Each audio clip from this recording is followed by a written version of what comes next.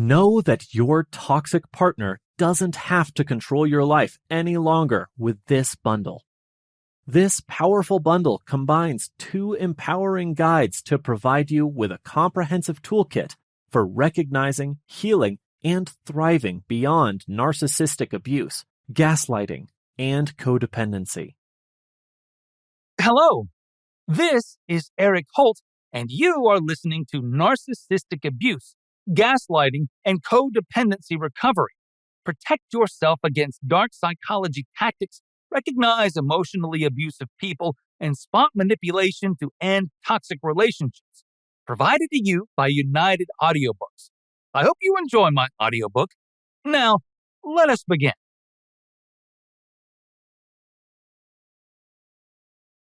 Introduction. Come on now, I never said that. You're just being overly sensitive. I don't know why you're making such a big deal out of this. The word gaslighting is used by psychologists to describe a particular form of manipulation in which the manipulator tries to cause the target or target group to doubt their reality, memory, or perceptions. And psychologists agree that it's always a major issue. It is always dangerous. Letting go of reality carries some real danger. It could begin with insignificant offenses, but the issue is that because of the malicious purpose of someone else, even seemingly unimportant instances of you doubting your judgment or reality can snowball. It's possible to get stuck in a loop where you cannot navigate daily life in a way that allows you to be clear-headed, focused, capable of making wise judgments, and feeling good. Gaslighting can occur in intimate relationships. Consider an abusive partner, or, in rarer instances, a parent. In job settings, consider a supervisor or coworker who preys on a subordinate, and even with prominent personalities. The first step to leaving an abusive situation is to be aware of the warning signs that you or someone you know might be a victim, regardless of whether it's taking place in a marriage, between a leader and their community, or somewhere else. Gaslighting is the deliberate manipulation of your emotions, perception of events, and sense of reality in general. To convince you to comply with their demands, someone seeking to gaslight you will usually try to confuse you and inspire self-doubt. Gaslighting can hurt your relationships, productivity at work, and mental health if it goes unchecked. Here are some tips for responding and taking back control.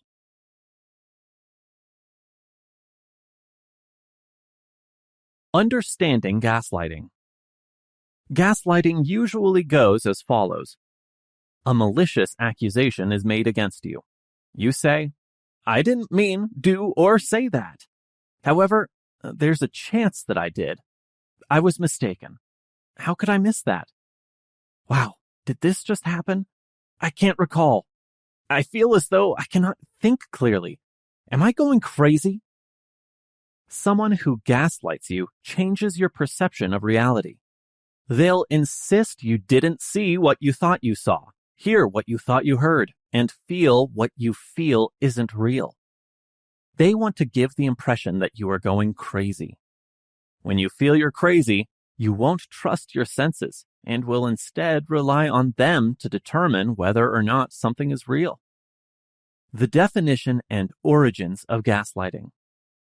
The dating and relationship industries are full of trendy terms that are meaningless in the long run. Dating practices like breadcrumbing, breezing, and zombieing are savagery of the 21st century, but are unlikely to annoy the person receiving the behavior too much. Gaslighting is on a whole different level. This is a pattern of behavior present in abusive relationships. The phrase was first used in the 1938 play Gaslight and its 1944 film adaptation, in which the protagonist's spouse gradually led her to believe she was losing her mind. The 1938 drama Gaslighting, about a lady who is psychologically tricked into doubting her sanity, inspired the word gaslighting. The name was inspired by a scene in which the spouse uses the gas lights in an upstairs apartment, which causes them to fade into his own. When his wife brings up this topic, he tells her she's just dreaming, a sign of gaslighting. In essence, the abuser utilizes repeated denial, misdirection, contradiction, and lying to instill doubt in the victim's mind. This method may confuse the victim as a type of abuse or give the impression that the victim imagined additional forms of abuse. Gaslighting can occur in friendships, families, and romantic relationships. The gaslighter's objective is to make their victim doubt their judgments and lower their self-esteem so that they become more reliant on the abuser. It can begin with small things that don't matter, like the abuser picking up something you put down and then saying you lost it when you ask for help finding it. This could progress to outright lying about what happened. They might retract statements they made or say that entire incidents, such as physical or verbal assault, never took place. They might call their victim crazy and make them truly believe it, gradually erasing the boundary between reality and their imagination. The victim of gaslighting gradually becomes isolated, which means they have a smaller support system to help them escape the abuse they're experiencing. Consequences may lead to depression or other mental health problems, and there is evidence that they occasionally result in suicidal ideation. In a recent essay for Teen Vogue, Lauren Duca used the phrase in a political context to refer to Donald Trump. She claimed that he employed the tactic to lead people to believe that his prior transgressions had not occurred, and that many of the truths they witnessed were fake news. Given the significance of the term in relationships, some individuals criticized her use of it, while others agreed. Today, it is frequently utilized in popular culture. What are some ways to detect gaslighting? Gaslighting is a technique that challenges a person's understanding of reality. You can doubt yourself, your views, recollections, and recent events when someone is gaslighting you. After speaking with the individual gaslighting you, you may feel confused and question if something is wrong with you. You can be led to believe that you are to blame for something, or that you're being overly sensitive. You may become confused and doubt your memory, judgment, self-worth, and general mental health due to gaslighting. Understanding the strategies that a person gaslighting you might employ may be helpful. Lying to you. People who use gaslighting are typically pathological and habitual liars who often display narcissistic traits. They often lie outright and refuse to retract or change their stories, even when you expose them or offer evidence of their lying. Some of the things they might say include, "You're making things up," "That never happened," or "You're crazy." Gaslighting behavior is based on lying and deception. They can be incredibly persuasive, even if you know they are lying. You eventually begin to doubt yourself. Discrediting you. Gaslighters disseminate untruths and slander about you to others. Unfortunately, this strategy may be very effective, and many people sympathize with the abuser or bully without understanding the complete picture. They may pretend to be concerned about you while covertly informing others that you seem emotionally unstable or crazy. Additionally, someone who uses gaslighting could deceive you by telling you that you are the only one who has this opinion of you. The person gaslighting you will do all in their power to make you believe these people have said negative things about you, even though they haven't. Distracting you. When you ask a gaslighter a question or call them out for something they did or said, they may try to change the subject by asking a question rather than addressing it. This diverts your attention and makes you wonder why you should pursue the topic if they don't feel compelled to answer. Reducing your thoughts and emotions. Your gaslighter can gain control over you if you trivialize your feelings. They may say things like, "Calm down," "You're overreacting," or "Why are you so sensitive?" These words downplay how you're feeling or what you're thinking and suggest that you're wrong. Dealing with someone who never acknowledges your feelings, opinions, or views can cause you to doubt your own. Additionally, you could never feel understood or recognized, which is incredibly lonely, humiliating, and challenging. Shifting the blame. Another common gaslighting technique is shifting the blame. Every conversation you have is distorted in some way to put the responsibility for whatever happened on you.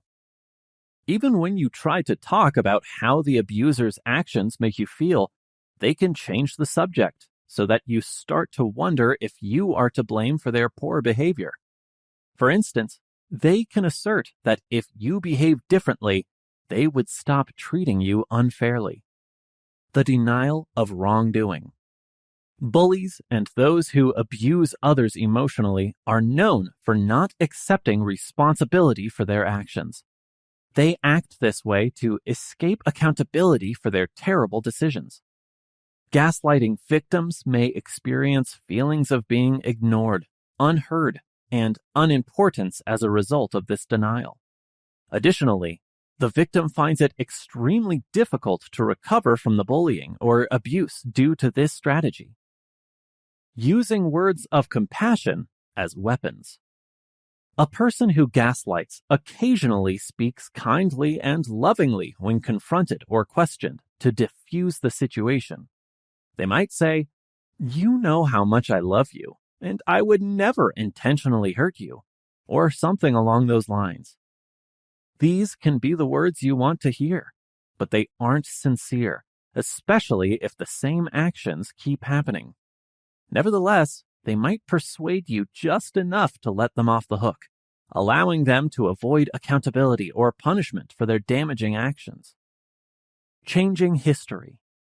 A gaslighter will often recount stories in ways that are favorable to them. For instance, if you subsequently talk about how your spouse shoved you against the wall, they might tell you that you stumbled and they were trying to balance you when you fell against the wall. You could start to question your recollection of what happened. Exactly the opposite is intended to promote uncertainty or doubt on your end. Effects of gaslighting over time on your mental health. Gaslighting is done to progressively erode your mental stability and sense of self.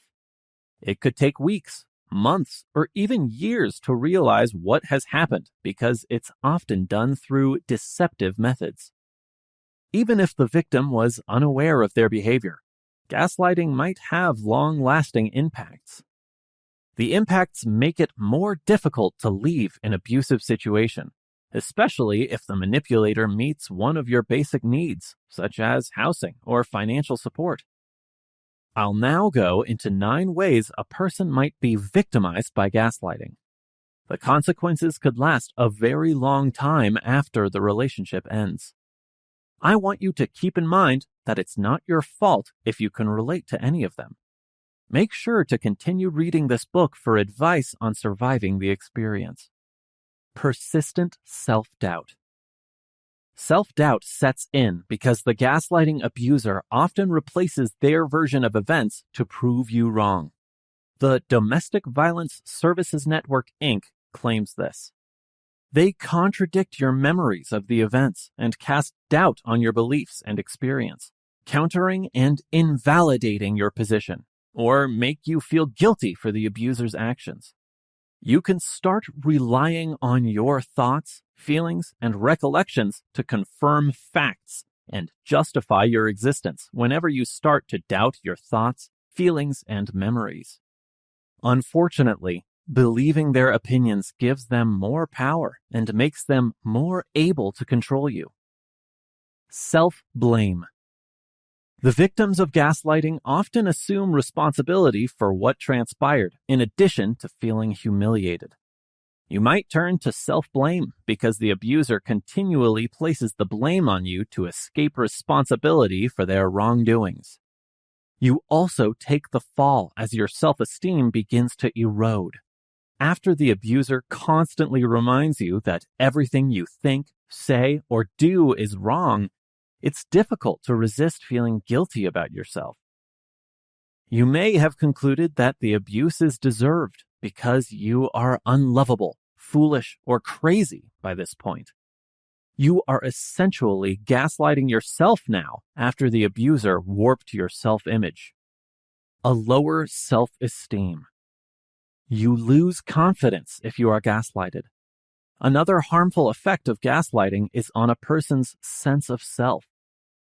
Your self-image is influenced by both your underlying beliefs and your personality attributes. Naturally, if you start doubting yourself, you'll lose confidence. Many survivors experience insecurity, vulnerability, and worthlessness, and begin to think something is wrong with them. Rebuilding your self-esteem will take time, just as it did while it was being chipped away. PTS, or post-traumatic stress. Trauma is any emotionally upsetting experience that your brain suppresses because it cannot make sense of it. Post-traumatic stress is a brain adaptation that protects you, but the negative impacts of stress will manifest. PTS symptoms include tenseness and anxiety in circumstances that bring up recollections of the gaslighting incident. Gaslighting can cause psychological damage and symptoms, even if you aren't aware of it. Fortunately, PTS normally goes away a few days after the upsetting occurrence, unlike PTSD, a mental illness. Anxiety and depression. Gaslighters know it is a powerful means of making their partner unstable. The deceitful method causes anxiety and ultimately depression, which are mental illnesses brought on by the gaslightee's doubts about reality. Another contributing factor is the victim's perception that they are flawed due to repeated gaslighting. Loneliness and isolation. Gaslighters often say things to make you want to isolate yourself from friends and family and pull out from social activities. They effectively isolate you. Isolated victims cannot hear a different account of what is taking place in the relationship. Psychological abuse occurs when someone is isolated to dominate them. This keeps victims from getting help. After the relationship ends, you might continue to live alone, like other survivors. Self-isolation can occur for various causes, including feelings of humiliation, instability, insecurity, helplessness, and unlovability. However, avoiding loved ones could worsen the effects on your mental health. Additionally, there is an increased risk of suicidal thoughts, anxiety, sadness, and loneliness. Codependency.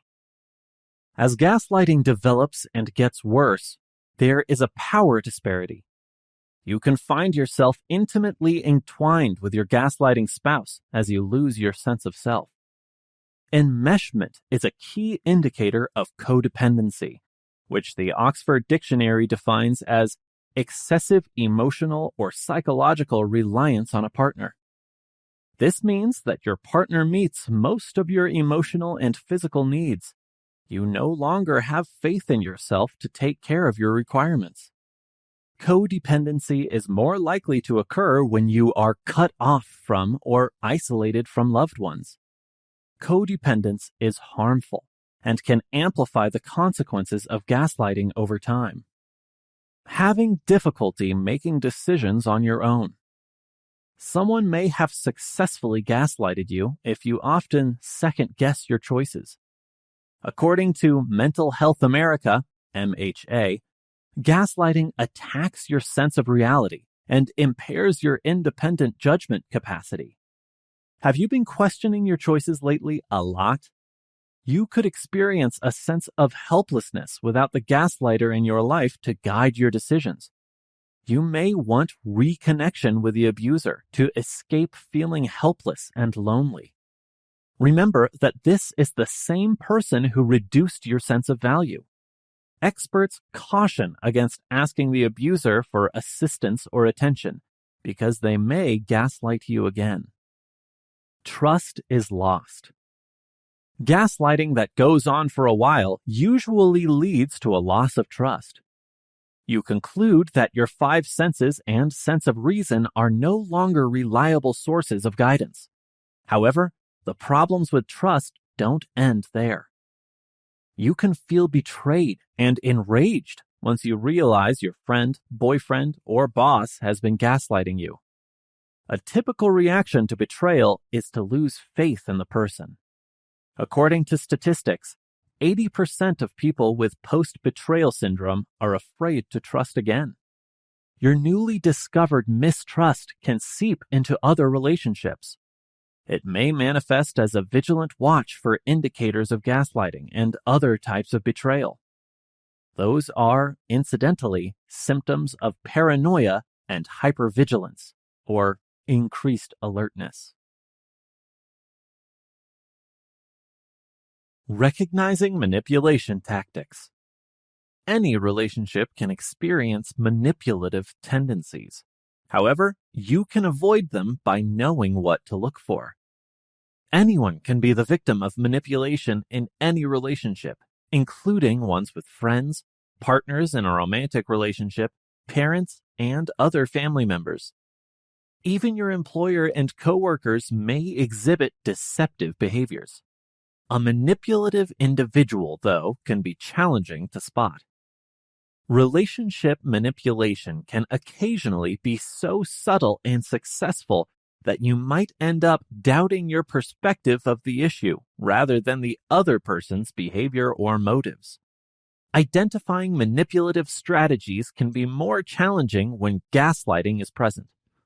But if you know what to look for, you can defend yourself against psychological tricks and manipulation strategies before they even begin. Overt versus covert behavior. Relationship examples. Understanding overt versus covert behaviors and how they manifest negatively in relationships is no simple undertaking.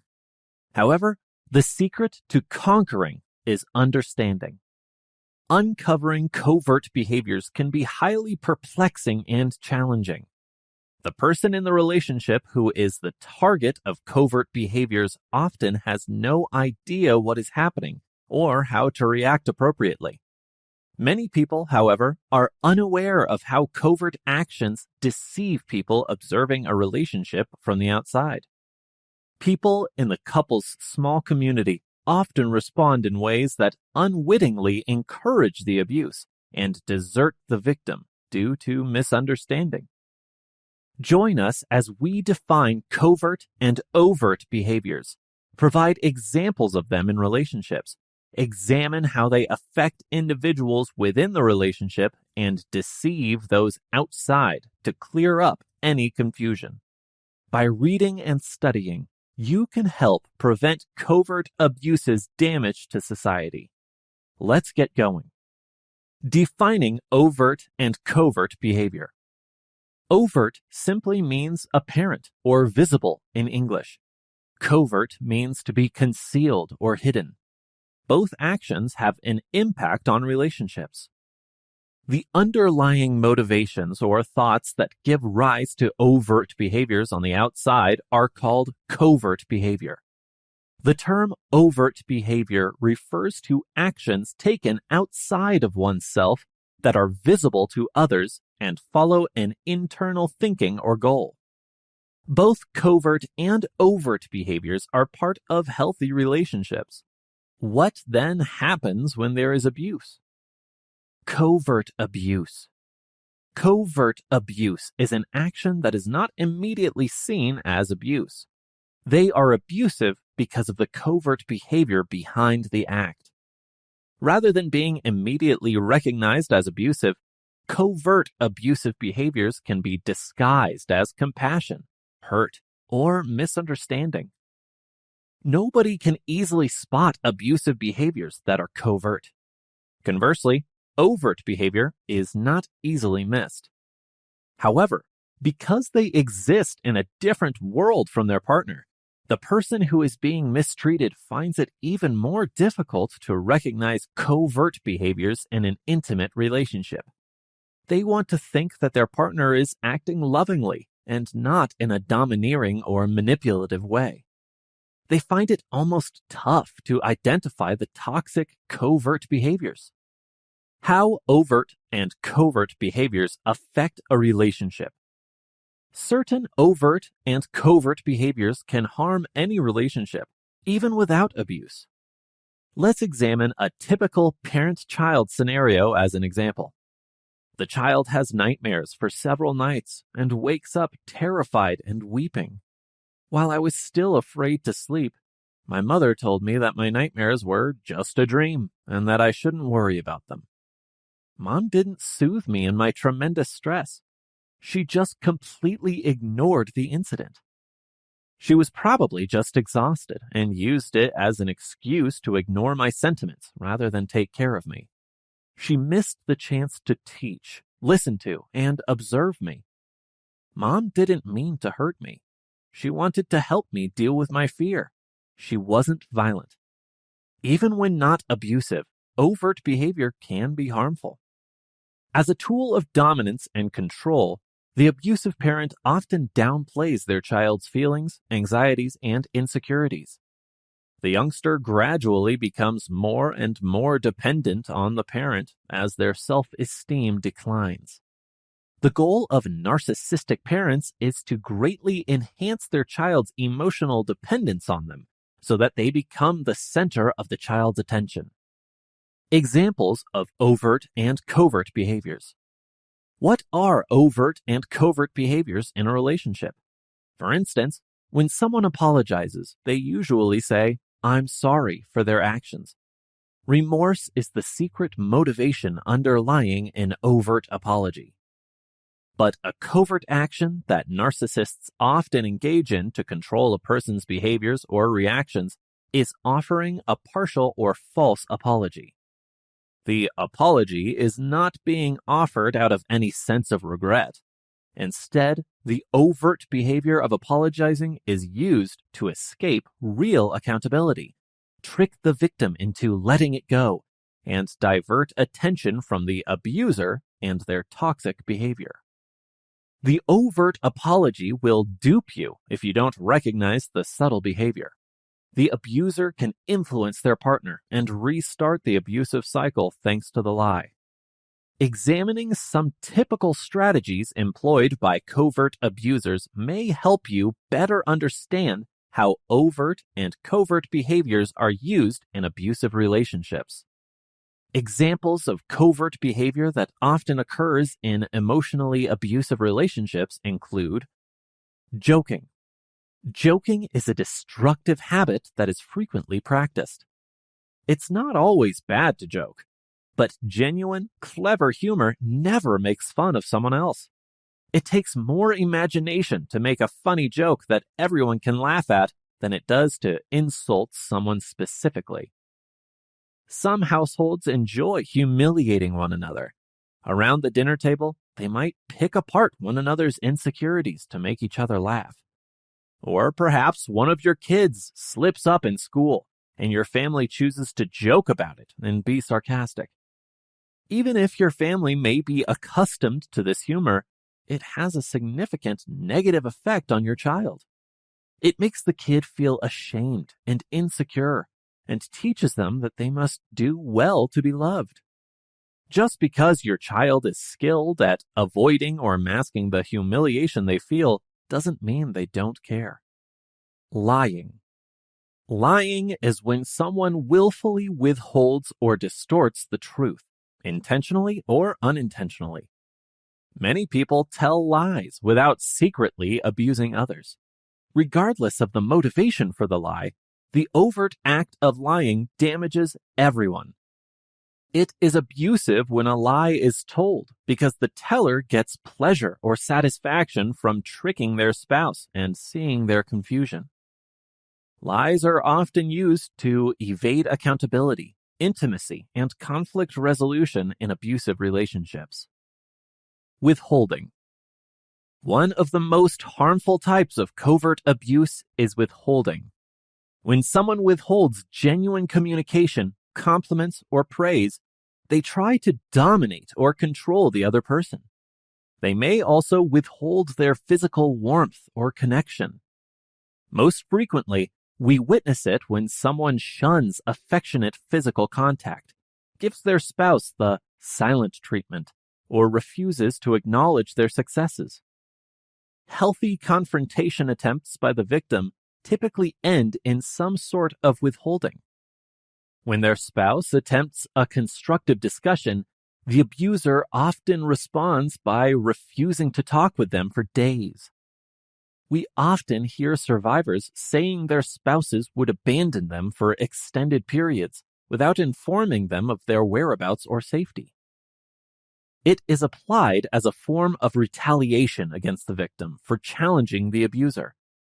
Withholding places the burden of resolving the issue on the victim, who may choose to do so by pleading with the abuser to stop, come home, talk to them, etc., when they did nothing wrong.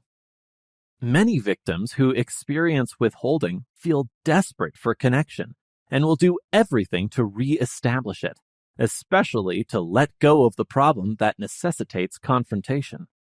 The secret intent of the withholding can only be fulfilled by this response.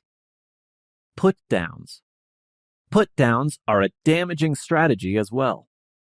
This occurs when the victim is publicly punished, attacked, or criticized. It's an abusive form of power or control that makes the victim feel ashamed and degraded. Regular insults undermine the victim's self-worth and esteem, leading to despair and social isolation. Dealing with overt and covert behaviors. This procedure empowers the victims for the first time. They gain the ability to identify those behaviors and start managing them by establishing clear boundaries, implementing self-care practices, or even making an informed decision to end the relationship, either temporarily or permanently. Victims should endeavor to set boundaries with detrimental covert and overt behaviors when they know their situation. To rehabilitate the victim's self-esteem and give them the strength to use their voice to set firm boundaries, taking this step may require some time and potentially working with a therapist. To determine the most secure approaches to react to the abuse, it's crucial to have solid professional support. It's vital to remember that the abuse may intensify when the abuser is addressed, or the victim regularly establishes boundaries. Physical and extreme violence are more likely to result from overt emotional abuse, such as forced isolation, financial control, jealousy, and other overt control tactics, especially when the victim decides to set boundaries or leave. Getting help. It can be preferable for the victim to get advice from a domestic violence agency or other specialist on domestic abuse on how to face the abuse or leave the relationship safely. Even when strict limits are established, the abuser may not accept responsibility or make a change. Someone firmly rooted in flawed thinking is often resistant to change or acknowledge that they need assistance.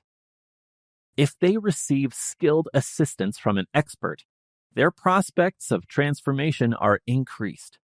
According to statistics, most abusers are unwilling to put up the effort necessary for transformation. Unmasking Narcissism. Narcissistic personality disorder, or NPD, patients think they are special and superior to other people. A person with NPD may have few or no friends, often gaslight you, and lack empathy. You might label someone a narcissist if they post excessive selfies on social media or talk about themselves nonstop on a first date. A real narcissist, however, is someone who suffers from NPD. People with NPD think they are better than others and demand to be acknowledged and treated as such. they could be unable to understand the needs and opinions of others and may dismiss their problems. What is narcissistic personality disorder, NPD? In our selfie-obsessed, celebrity-driven world, narcissism is often used to characterize people who appear overly arrogant or full of themselves. However, in psychological terms, narcissism does not equate to true self-love. It would be more appropriate to say that those with NPD are in love with an exaggerated, exquisite version of themselves. And they're in love with this exaggerated sense of who they are because it shields them from crippling insecurities. But it takes a lot of work to support their delusions of grandeur, and that's where the dysfunctional attitudes and actions come in. A pattern of self-centered, arrogant thinking and acting, a lack of empathy and respect for others, and an obsessive need for adulation are all characteristics of narcissistic personality disorder. Others often portray those with NPD as arrogant, cunning, egotistical, condescending, and demanding. Every aspect of the narcissist's life, from job and friendships to family and romantic relationships, shows signs of this manner of thinking and acting. Even when their actions are causing them problems, people with narcissistic personality disorder are very resistant to changing their behavior. They have a propensity to place the blame elsewhere. Furthermore, because of their high level of sensitivity, they take offense at even the smallest comments, arguments, or perceived slights, since they see them as personal attacks. It's often easier for the individuals in the narcissist's life to simply comply with their demands to avoid the coldness and rages. But by learning more about narcissistic personality disorder, you can identify narcissists, defend yourself from their power struggles, and set up better boundaries. Signs and symptoms of narcissistic personality disorder. Grandiose sense of self-importance. Narcissism's distinguishing trait is grandiosity. Grandiosity is a false sense of superiority that goes beyond conceit or vanity. Narcissists think that only other special people can comprehend how remarkable or unique they are. Furthermore, they are too exceptional for anything commonplace or typical. They only desire connections and affiliations with other prominent individuals, groups, and objects.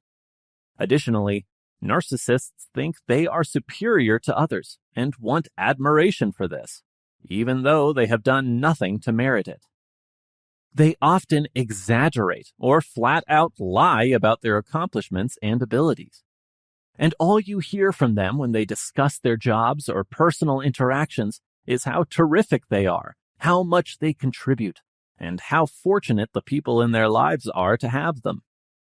Everyone else is, at best, a supporting actor because they are undeniable stars. Lives in a make-believe world that feeds their delusional sense of self.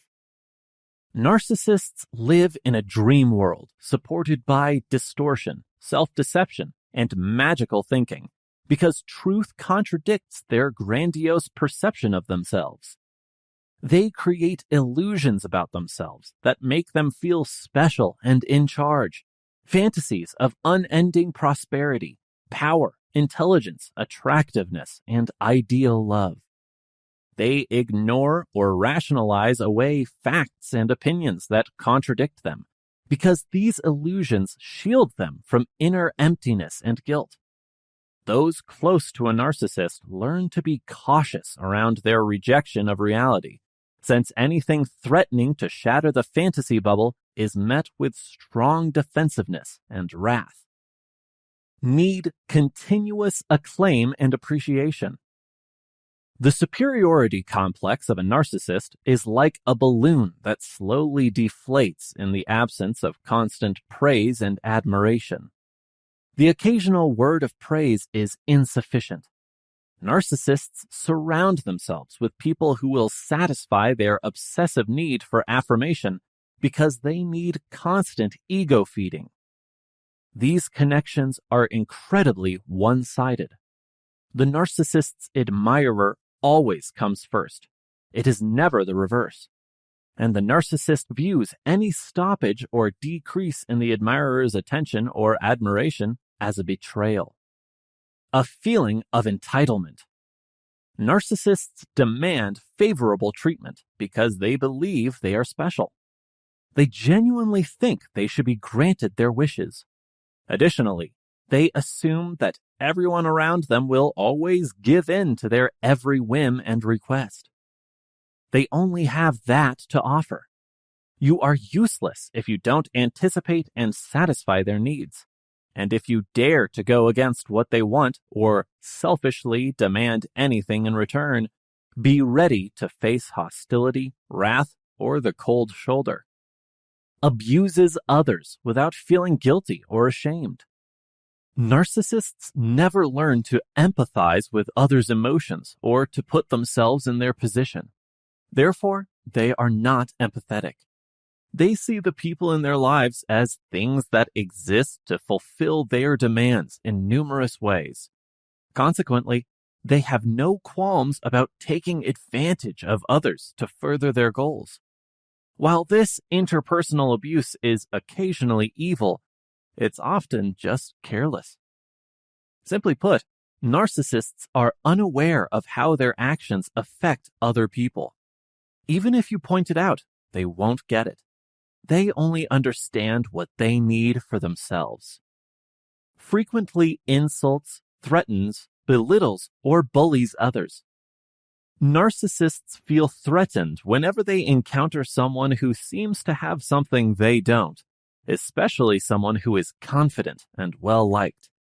Additionally, those who don't bow to them or challenge them in any way pose a threat to them. Contempt is their defense mechanism. Putting such people down is the only way to eliminate the threat and support their waning ego. They could act indignantly or dismissively to show how little the other person matters to them. They could launch an attack with slurs, teasing, intimidation, and threats to make the other person submit. It all comes down to selfishness at the expense of others and a complete lack of empathy. There are several levels of NPD severity, like most mental health or personality problems. There is a spectrum of narcissism. For instance, people with narcissistic personality disorder may be highly functional and relatable in outpatient settings, but display aggressiveness in inpatient settings. The severity of a problem is often indicated by how aggressive a person is. Close relationships may be more difficult because people with NPD often suffer from other physical and mental health concerns, like substance use disorders and anxiety. Even if you are intimately associated with someone, it is rarely easier to determine if they have NPD when you know the official diagnostic criteria. A certified professional typically gives a normal psychiatric interview to diagnose NPD. However, awareness of the NPD symptoms may help you put your relationship in perspective. Here are some warning signs to watch out for and tips on responding. 1. At first, they were endearing. People with NPD tend to favor imagination and grandiosity. At first, your relationship might have seemed like something out of a fairy tale. Perhaps they showered you with compliments or declared their love for you within the first month. Even though you recently started dating, they can compliment your intelligence or draw attention to how well you get along. Narcissists believe that unique individuals can truly appreciate them and that they deserve to be with other special people. Be on the lookout if someone starts too strong. Yes, we all enjoy feeling lusted after, but true love needs to be raised and developed. You are probably right if you believe it's too soon for them to truly adore you. Alternatively, If you think they don't know you well enough to truly love you, they probably don't. Early in a relationship, those with NPD may fabricate superficial relationships. 2. They dominate the conversation and brag about themselves. People who suffer from NPD may overestimate their accomplishments, have an overinflated feeling of self-importance, and expect to be seen as superior. Narcissists enjoy bragging about their successes and wonderfully doing things. They act this way because they believe they are smarter and superior to everyone else, and it also gives them an air of self-confidence. In these stories, narcissists often overstate their skills and exaggerate their successes to win the admiration of others. Additionally, they are talking too much about themselves to pay attention to you. There are 2 parts to this warning. First of all, your partner won't stop gushing about themselves. And second of all, your partner won't bring up the subject of you in a discussion.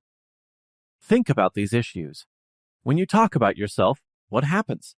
Do they follow up with questions and show an interest in finding out more? Or are they making it all about them? 3. They benefit from your praise. Narcissists may appear to be quite self-confident. Most NPD sufferers have low self-esteem and demand a lot of love and adoration. They'll look elsewhere if you don't give them the praise they need. Because of this, they look to you for affirmation that they are awesome. Narcissists rely on other people, typically highly empathetic, to give them a sense of value and to make them feel strong.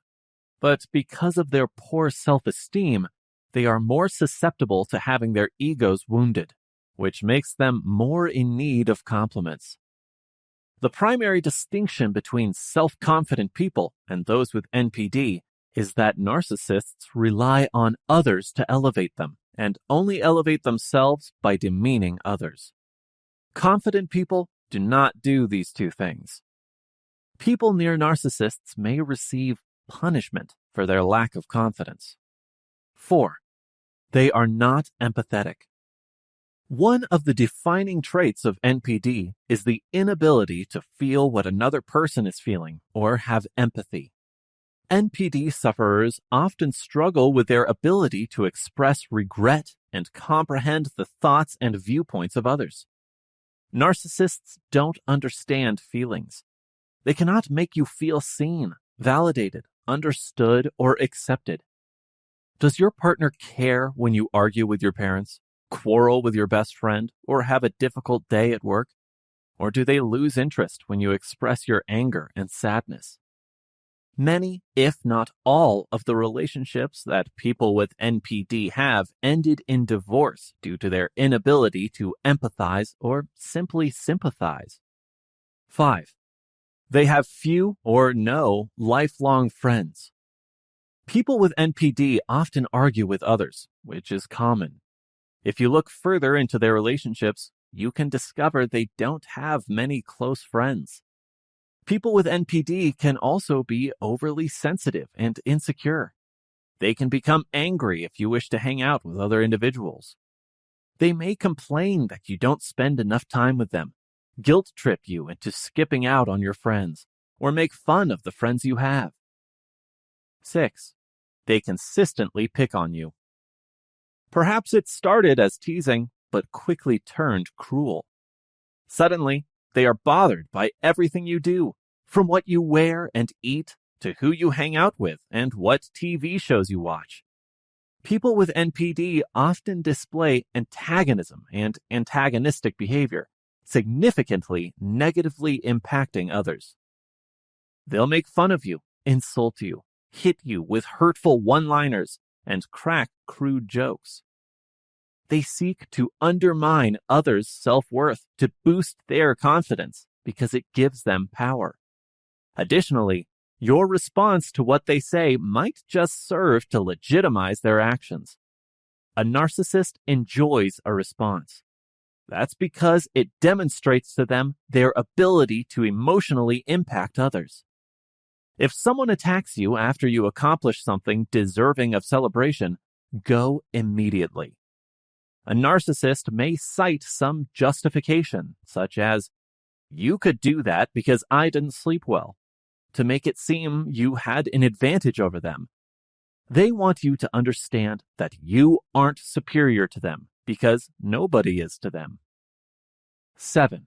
They gaslight you. Gaslighting, a defining characteristic of narcissism, is a form of emotional abuse and manipulation.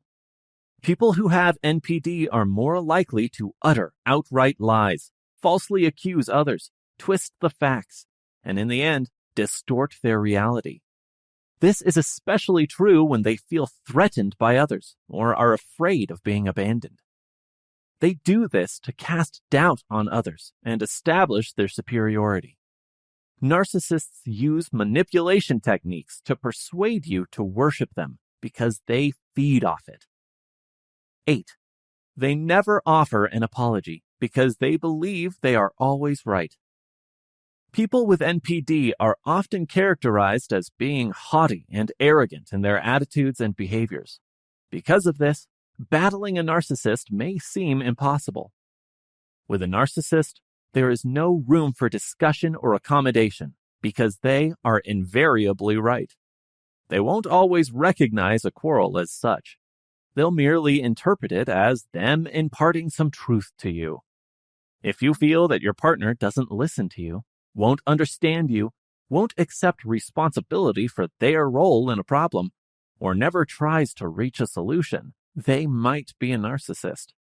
While breaking up with someone with NPD is the best action, we suggest avoiding conflict and discussion. The lack of control and the absence of a confrontation anger someone with NPD. The less resistance you put up, the less control you can give them over you. They hardly ever apologize either, since they might never admit they were mistaken. 9. They lash out when you let them know you're done. People with NPD tend to snap at others when they believe their self-esteem has been damaged, making them more prone to humiliation and embarrassment. They will try to hurt you for leaving them if you insist the relationship is over. Their ego has been so badly wounded that they are angry and have loathing for the person who wronged them. That's because everyone else is to blame for everything, inclusive of the split. Common traits of narcissists and gaslighters. The effects of narcissism and gaslighting on relationships have been the subject of several researches and books. Although each of these, often harmful pathologies is unique, there are some behavioral similarities. Here are 6 typical characteristics. Not all narcissists and gaslighters exhibit each of the traits listed below. On the other hand, persistent narcissists and gaslighters are more likely to display at least a few of the following behaviors regularly. Frequently lying and exaggerating. Narcissists and gaslighters lie frequently, make exaggerated claims about others, and elevate themselves by demeaning others.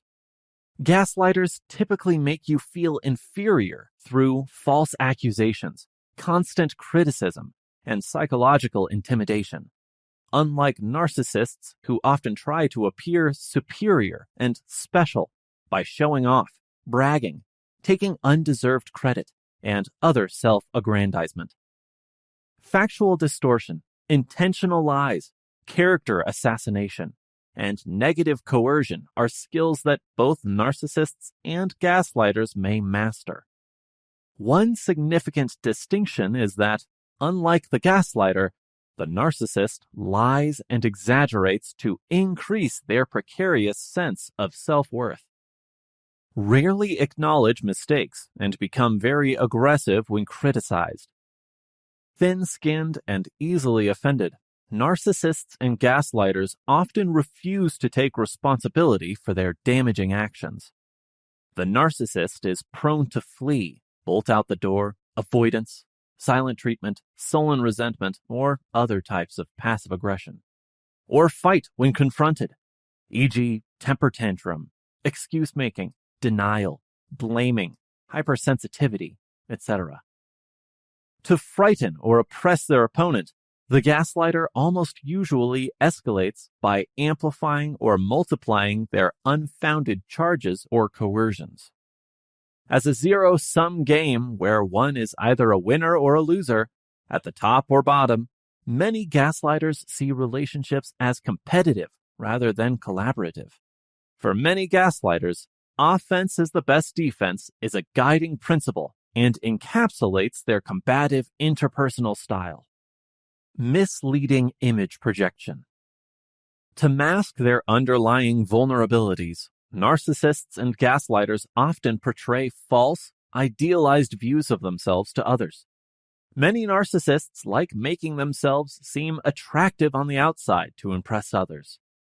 The underlying message of this display is, "I'm better than you," or "Look how special I am.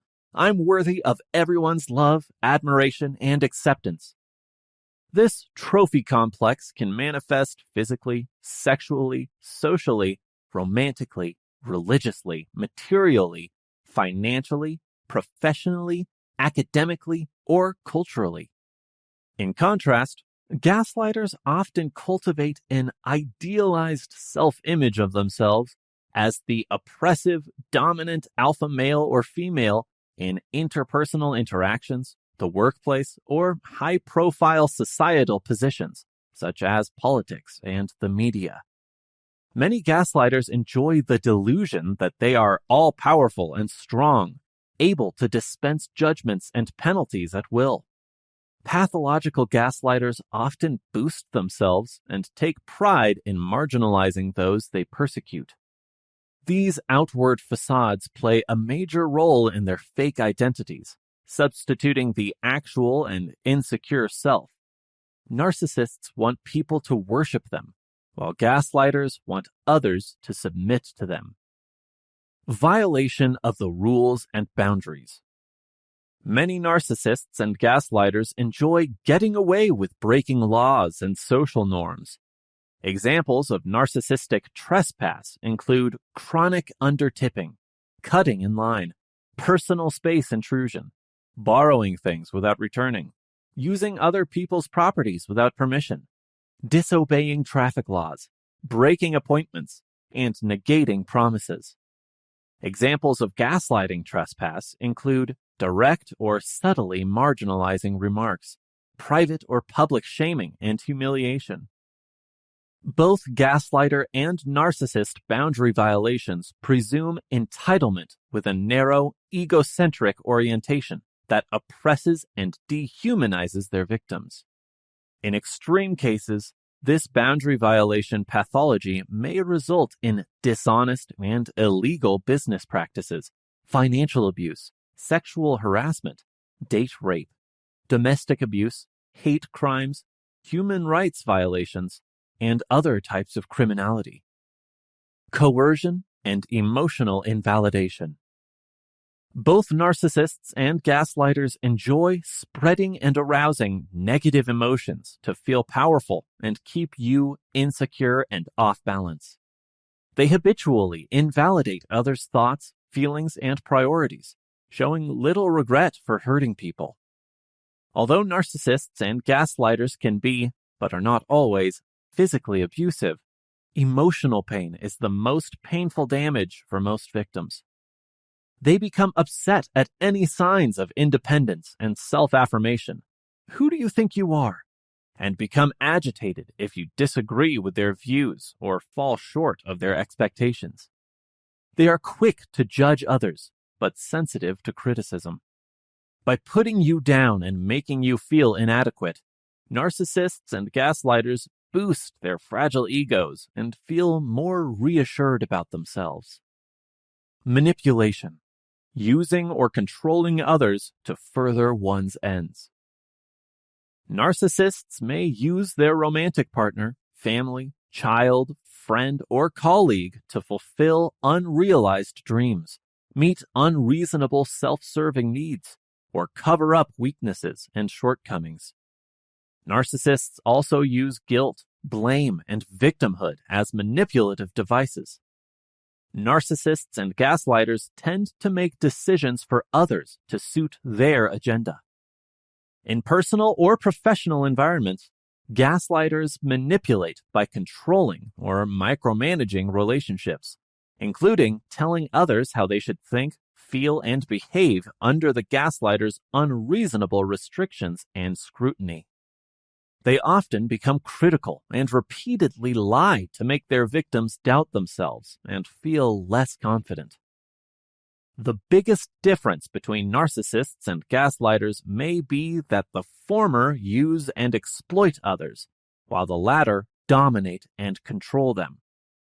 While the narcissist does this to make up for a desperate sense of deficiency, of being rejected as the real self, the latter does so to conceal their ever-present insecurity of being powerless and losing control.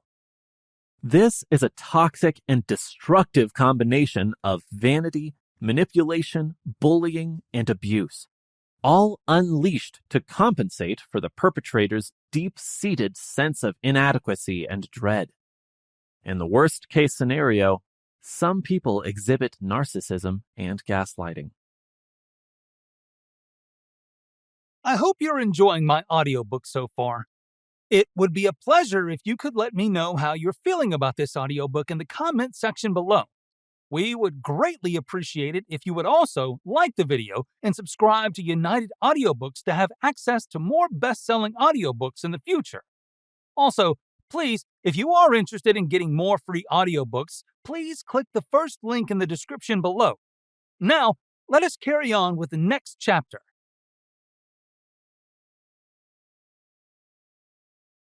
Unraveling dark psychology. Gaslighting, love bombing, and other kinds of relationship interaction meant to acquire power or influence over another are examples of manipulative behavior. These strategies often include attempts to harm another person's emotional and mental well-being. A manipulative individual often engages in harmful behaviors over time, creating a power imbalance, and the behaviors can harm your self-confidence and sense of identity, leaving you confused, isolated, or even depressed. Emotional manipulation impacts the dynamics of a relationship and affects both males and females.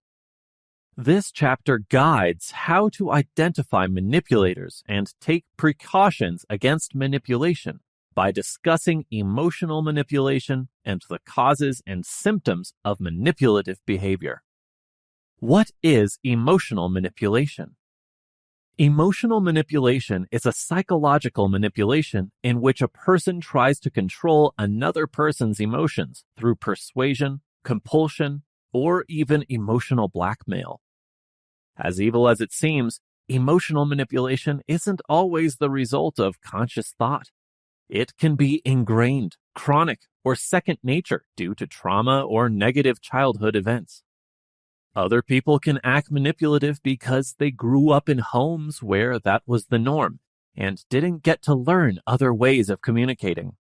Some people who experience abuse develop manipulative behaviors because their abusers punished them for trying to express their needs in healthy, direct ways.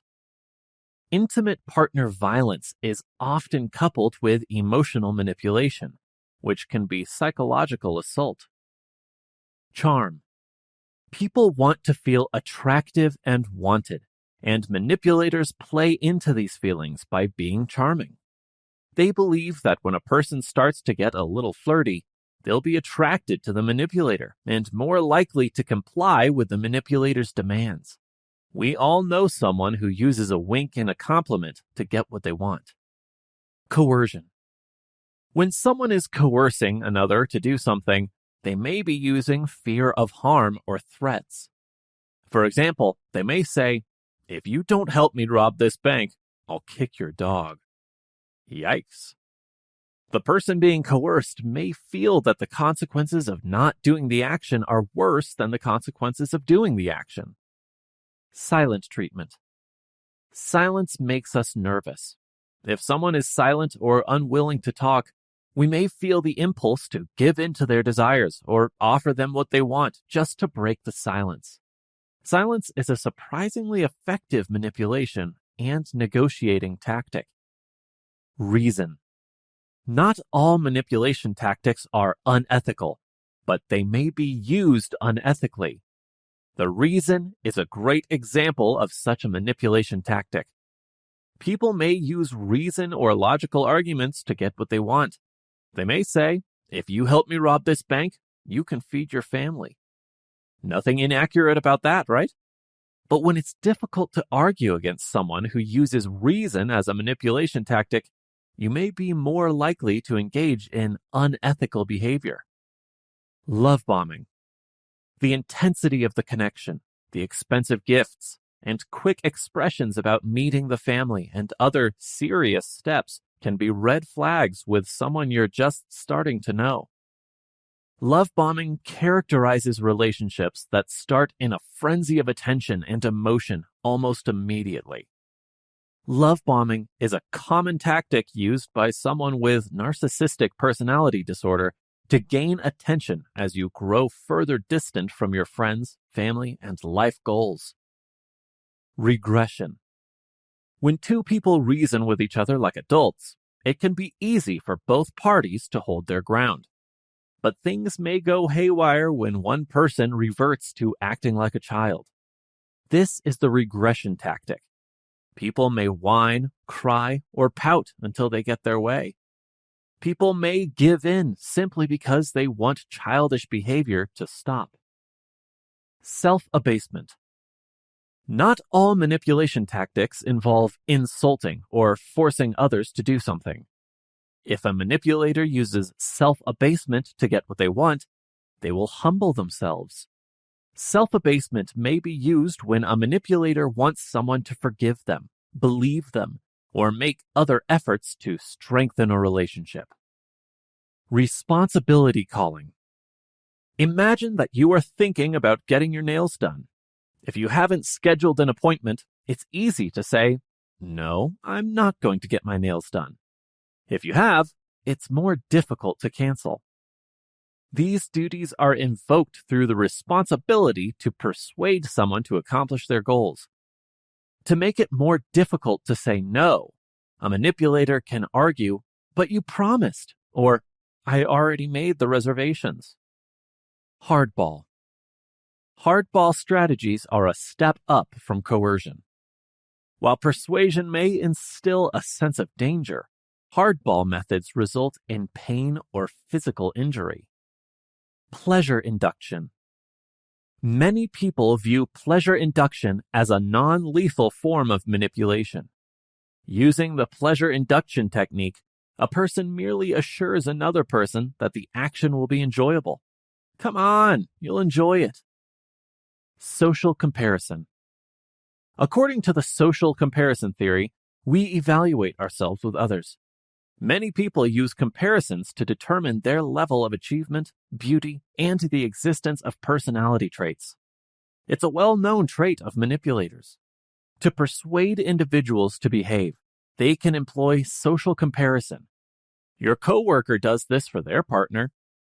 The magazine celebrity is on X diet. You should be too, etc. Financial reward. By paying people to do things they wouldn't otherwise do, manipulators can feed off their greed. Would you commit a crime for $1 million if the chance came? Basic body language signals of manipulators. Do you feel under pressure or control at work? Or do you question yourself more often than usual? A person who is meant to be on your side, but may not genuinely have your best interests in mind, seems weird. These negative feelings might be the result of manipulation. Fortunately, you may learn to recognize manipulators by their nonverbal signs and body language. Manipulators employ various strategies to achieve their goals, including misleading body language. People may display these behaviors in response to emotional pressures. However, this physical behavior may indicate manipulation if the person is not under any duress or exhibiting any other symptoms of anxiousness.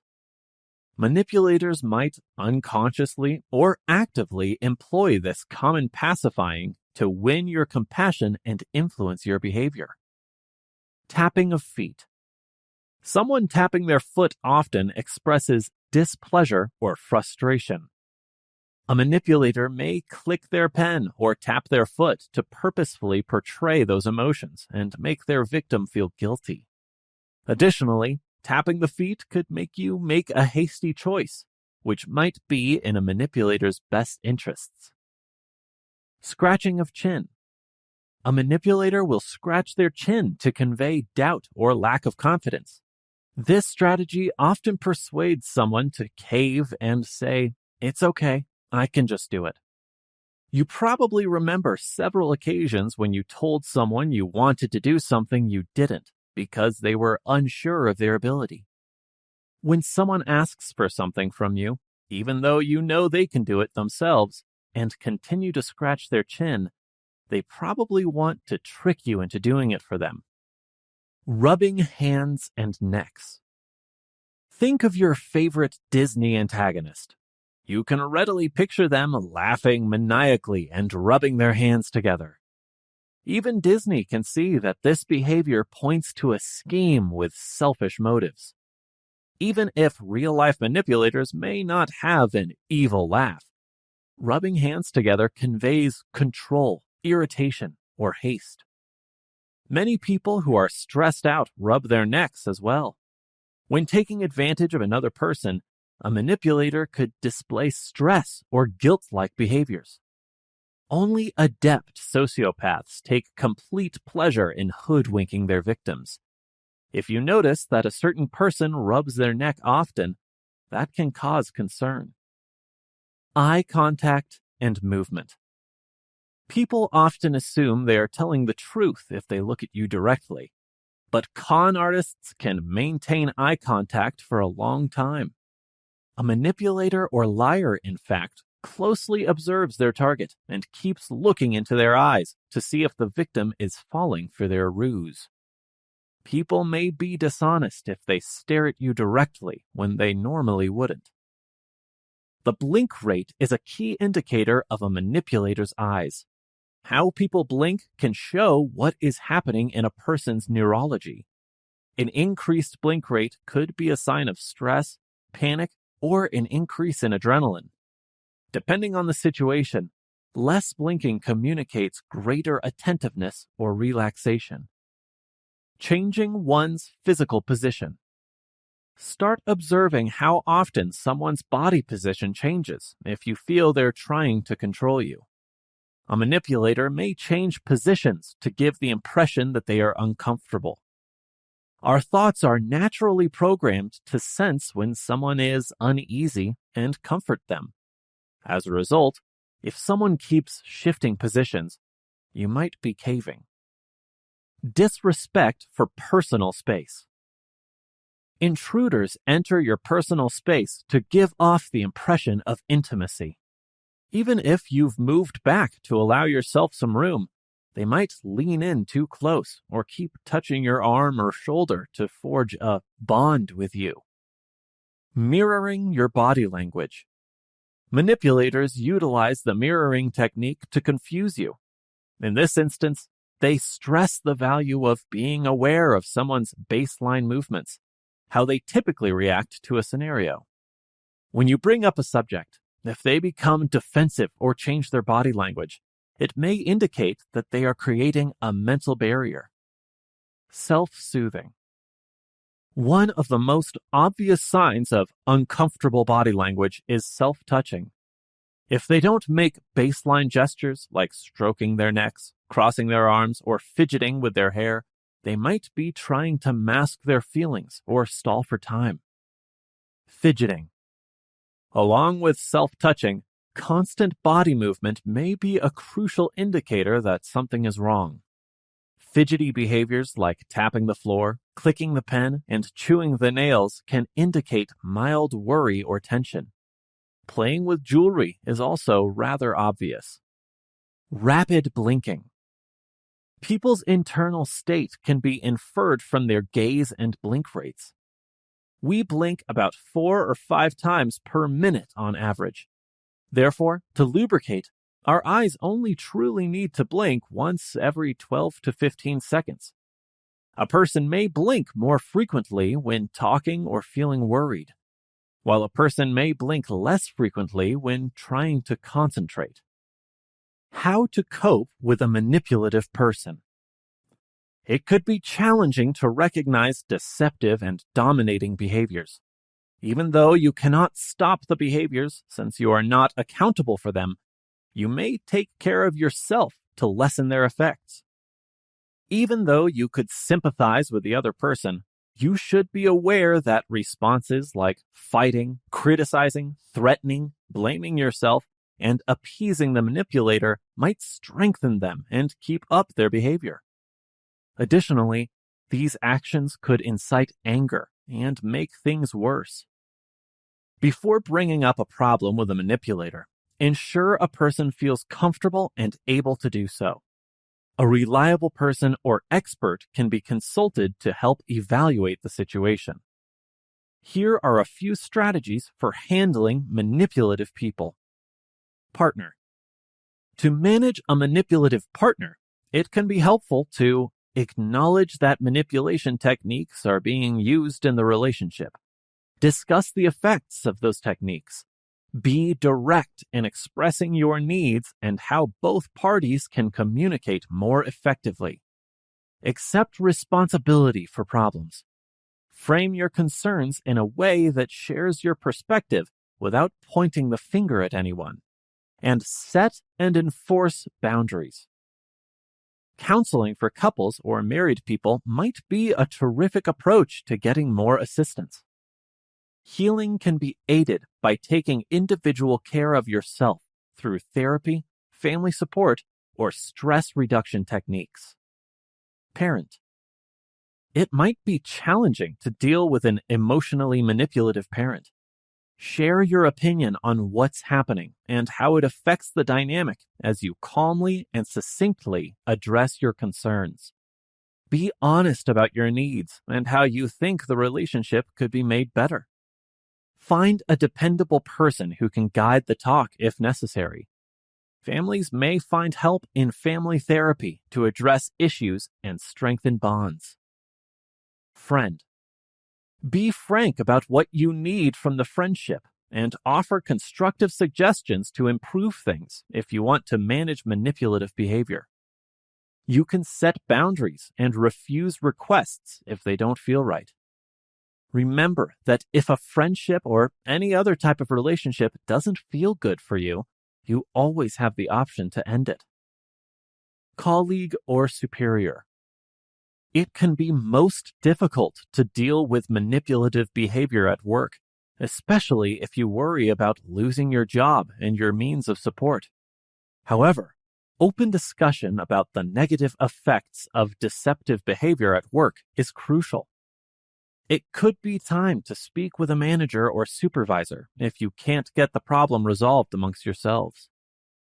What should you do in the event of emotional abuse? Once emotions are involved, it might not be easy to know what to do in the heat of the moment. Here are a few tactics you can use. Take a step back. It's acceptable to withdraw from the situation and collect your thoughts if someone is playing with your emotions. Inform your spouse in a calm manner that you need to take a 20-minute break to collect your thoughts, and that you'll try to talk about the matter again when you get back. Strengthening your communication skills. Practice being honest and upfront when expressing your needs, wants, and boundaries. It is easier to recognize others' manipulation the more at ease you are with direct communication. Abandoning the relationship. It's okay to have to end a relationship that uses emotional blackmail. It's best if you leave right away. Try to leave the situation as soon as possible and seek assistance from a dependable friend, relative, therapist, or helpline. Avoid waiting for the emotional abuse to worsen before getting assistance.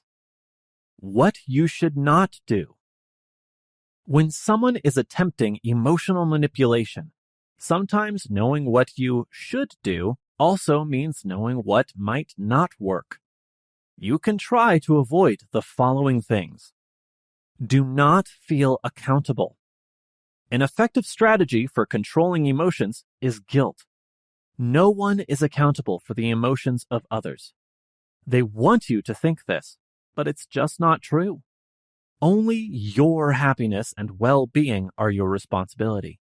They can easily influence you if you think you're to blame for their emotions. Never divulge information. Emotional abuse does not always occur in intimate relationships. Limit the details you provide about yourself, such as anxieties, insecurities, or vulnerabilities, to help prevent emotional abuse. Try not to rationalize. They will simply twist your words and use them against you. Therefore, you can never win an argument. They will gaslight you and make you doubt yourself more and more the more you try to reason with them. Similarly, criticizing the other person's faults could also be ineffective. They might place the blame on you before accepting any responsibility. Avoid caving into pressure. No matter how small, do not cave into demands made by someone manipulating your emotions. Doing so merely supports their actions and leads them to believe they are working. Overcoming gaslighting, empowering yourself for change. There was one technological gadget I always wanted as a child. It wasn't the most recent CD player, PlayStation, video game, computer, or any of those. This was during the 1990s. I wanted a small tape recorder. Why? Simple. Because my mom and I often argued during the majority of my life, and Mother often said the following: "That has never happened. I didn't say that at all. What are you talking about? You're just imagining it." It always gave me the creeps. It was my word against hers, and the children are never the winners in our household. While some of me was certain I was right, another part was uncertain, confused, and worried that I might lose my mind. It was frustrating and frustratingly common. Because of this, I intended to covertly record our chats so that any time she challenged my recall, I could quickly take out my flashy tape recorder, push the play button, and let out a huge grin they could see from the space station. I had no idea what she was doing was gaslighting. What's hurtful about this behavior is that even if you have a strong case with backing and supporting evidence, the gaslighter will disprove its entire veracity, leaving you with no evidence or solid foundation on which to stand. For instance, while I wasn't home, my mother would enter my room, reorganize the furniture, and even throw stuff away without notifying me. When I asked about it, she responded with a classic gaslighting line: "I didn't touch anything." As a child, I also wanted a spy camera to go along with the tape recorder for reasons that are, at this point, all too obvious. Then, Mom would flip it upon me and savagely scream, "Maybe you did it!" It was an unbearably excruciating sensation. It's as though you want to be upset, but cannot because she would immediately deny it. It seems like confusion, but not confusion because you already know, or at least believe, what happened. It's like knowing you were wronged, but being unable to find even the slightest sliver of evidence, support, or defense to back you up. I developed a tremendous lack of self-worth that plagued me for most of my life. Thankfully, after years of incredibly hard work, I was able to reclaim a significant amount of my self-confidence, self-trust, and mental stability. I have learned some important skills to combat gaslighting during this process. There is still work to be done, but that's all right. Here are 8 tips for responding and taking back control. 1. First, check to see if it's gaslighting. Because gaslighting frequently starts mild and other actions occasionally resemble it, it can be challenging to identify. True gaslighting develops into an ongoing pattern of manipulation. Usually, a gaslighter wants you to distrust your judgment and trust their version of reality. Because of this, it is not always gaslighting when someone disagrees with you, even rudely or critically. Sometimes, despite evidence to the contrary, people insist they are correct because they are sure of their understanding. Although claiming "you're wrong" or saying "I know what I'm talking about" isn't always polite, it's usually not gaslighting if they aren't trying to control you. Unintentionally gaslighting is another possibility. "Don't you think you're overreacting?" Or "I don't have time to listen to this" may not be the best response, but it's not always the case that the other person is trying to take advantage of you. Consider your feelings and their actions when deciding if someone is trying to gaslight you. 2. Take some space from the situation. It seems normal to feel intense emotions when coping with gaslighting. You'll manage the issue better if you maintain your composure. Given that it is wrong, you may want to refute what the person is trying to gaslight you said. However, they might not let up.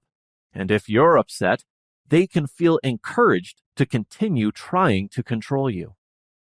Maintaining composure can also assist you in focusing on the truth, decreasing the likelihood that their wrong version of events would undermine your self-confidence and belief in yourself. Suggest getting some physical distance and coming back to the subject later. You can focus again and unwind by taking a short stroll or heading outside. If you cannot leave immediately, try one of the following techniques: deep breathing exercises, anchoring yourself with a picture, object, or visualization exercise, slowly counting to 10, or repeating an affirming phrase. 3. Gather proof. When someone is trying to gaslight you, keeping track of what's happening can be useful by recording your interactions with them. You can examine the specifics and verify the authenticity of the information when they contest a conversation or an event. Here are some suggestions. Save text messages and emails or take pictures of them. Document any damaged items with images. Record the dates and times of talks. And, whenever feasible, summarize your interactions using exact quotes. You can record talks using your phone. If you need legal counsel, local laws might stop you from sharing these recordings, but you can let others know what's happening. Face-to-face abuse confrontation is not always safe, but having evidence can help you in regaining your mental clarity and supporting your emotional stability. You won't doubt or question yourself if you know the reality. By itself, this can increase self-confidence and make it easier to deal with gaslighting in the future. Your notes can potentially be used as proof of workplace gaslighting. Remember that your company can access work devices, so keep your notes on paper or your phone. When you can, keep them with you or store them safely. Set limits and self-care while gathering evidence to avoid becoming overburdened or escalating worry. This may be especially true if you already experience a great deal of worry, as recording gaslighting may result in rumination, which may worsen anxiety symptoms. 4. Call attention to the behavior.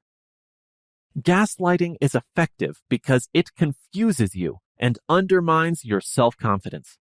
If you show the person trying to gaslight you that the behavior doesn't bother you, they might decide it's not worth it. Gaslighting often includes insults and lies in addition to deception. You can tell them you won't tolerate the behavior by calling it out calmly and assertively. Don't be afraid to speak up, because doing so will make people more aware of your right to privacy. They might try to cover up insults with jokes, unintended compliments, or the claim that "I'm only trying to help." If you ask them to explain the joke as if you don't get it, they could discover that these strategies won't work for you. Suppose a coworker in your department casually mentions that you don't do your fair share of labor. You can reply, "Actually, I've already finished the assignments for this week. If you'd like, we can review those right now." 5. Remain steadfast in your account of what happened. Everyone occasionally remembers events differently from how they occurred, so you might ask, what if it did happen the way they said? They want you to doubt reality. Therefore, resist the desire to doubt yourself. Small details, like the color of someone's shirt or others in the room, are often forgotten. Usually, your brain doesn't create entirely new memories. Gaslighting occurs when someone claims they can't remember something you recall. You already know what happened, so state it firmly and quietly. Providing them with any evidence you have could persuade them to change their position. However, it might not have an effect. If they keep challenging you, stay out of any fights. Getting into an argument can increase tension and make you more susceptible to manipulation. You defend yourself and keep command of the circumstance by choosing not to engage in conversation. Perhaps you'd say, "It seems we remember things differently, but I don't want to argue about it." You can stop further conversation by shifting the topic or leaving the room. 6. Put yourself first. Even if attending to your physical and emotional needs is unlikely to directly address the gaslighting, excellent self-care can still positively impact your mood. A gaslighter may try to make you feel unworthy of self-care, or they may characterize your actions as indulgent or sluggish. Nevertheless, it's crucial to continue your self-care routines. It can be hard to enjoy even your favorite things because of worries about gaslighting and its possible effects on your relationships and career. However, setting aside time for leisure and wellness activities might help you feel stronger and be better prepared to handle obstacles in your daily life. Try the following tactics to enhance well-being. Spend time with loved ones. Practice positive self-talk regularly. For instance, you may boost your self-esteem by reminding yourself of your accomplishments and strengths, practicing daily affirmations, scheduling leisure time, trying meditation or yoga, or keeping a journal to help you process your feelings to combat gaslighting techniques. Exercise is beneficial as well. One benefit is to one's physical health. But tension and distress can also be released through exercise. A lengthy run or a challenging exercise class could be able to help you release some of the distressing feelings that arise as a result of gaslighting. Exercise can also improve your sleep, so if concerns about gaslighting are starting to disrupt your sleep, regular exercise may also be helpful. 7. Bring in others. You could be worried that bringing up the subject with others will cause drama. However, getting advice and help from reliable sources is crucial while coping with gaslighting. Getting feedback from many people can make you feel more confident that you aren't confused, crazy, or forgetting things. Although the members of your support system may feel unhappy on your behalf, they nonetheless maintain some emotional distance from the event because they are not directly involved. This makes it easier for them to provide a neutral viewpoint and composed advice and assistance. When gaslighting is persistent at work or in other social settings, try to avoid meeting with a person alone. It's better to keep contact to a minimum, but if you must meet with them, ask a neutral party you can trust to be present or ask them to observe the conversation. Keep in mind that you are not enticing people to support you. You just want them to see what's going on. Most of the time, it will be more difficult for someone to manipulate more than one individual using gaslighting techniques. 8. Seek out expert assistance.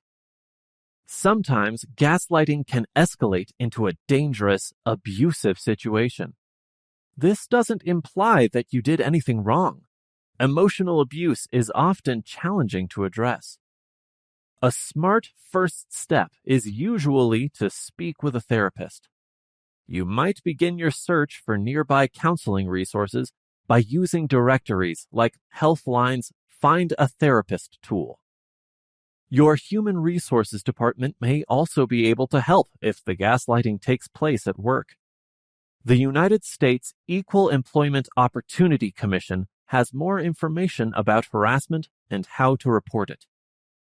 Find out whether your employer has an Employee Assistance Program, or EAP, as another option. EAPs are optional workplace programs that connect employees with emotional well-being issues to counseling, medical referrals, and mental health exams.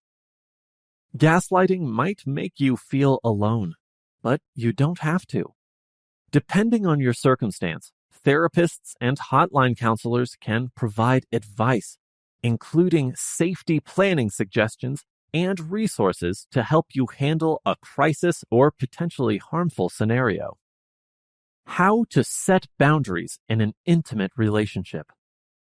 Setting boundaries in an intimate relationship is quite different because there are entirely new ground rules. In intimate relationships, you're often by yourself, unlike in the workplace, where it's great to have a department like HR that can look into abusive behavior within the organization. In addition to confusing their victims' sense of who they are, narcissists can also isolate them from their social networks by using a variety of tactics. Fear, obligation, and guilt.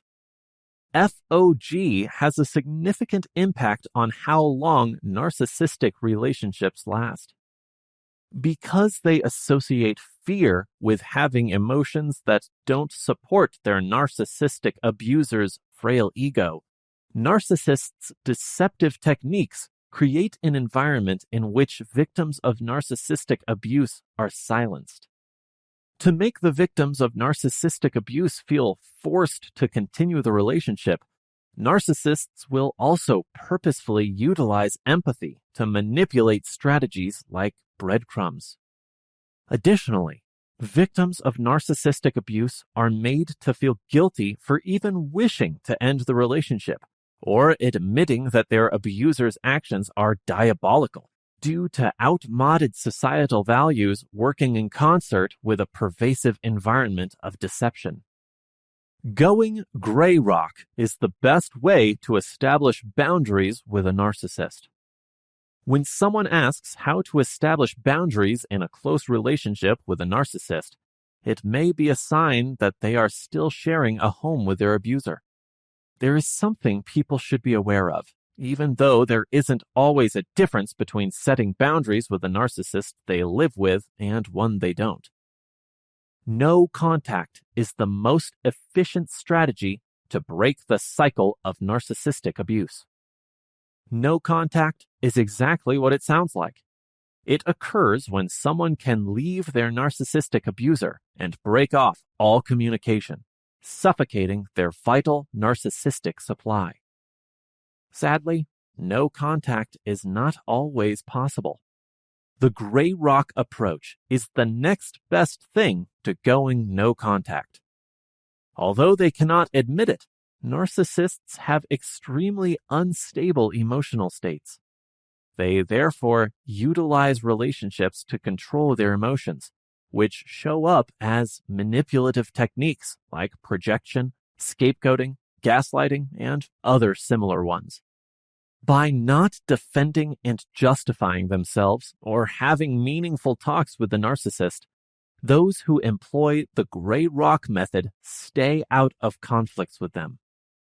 Narcissists can't get the victim to express their wrath, admiration, or confusion in a way that will satisfy their selfish needs, if they only have surface-level talks.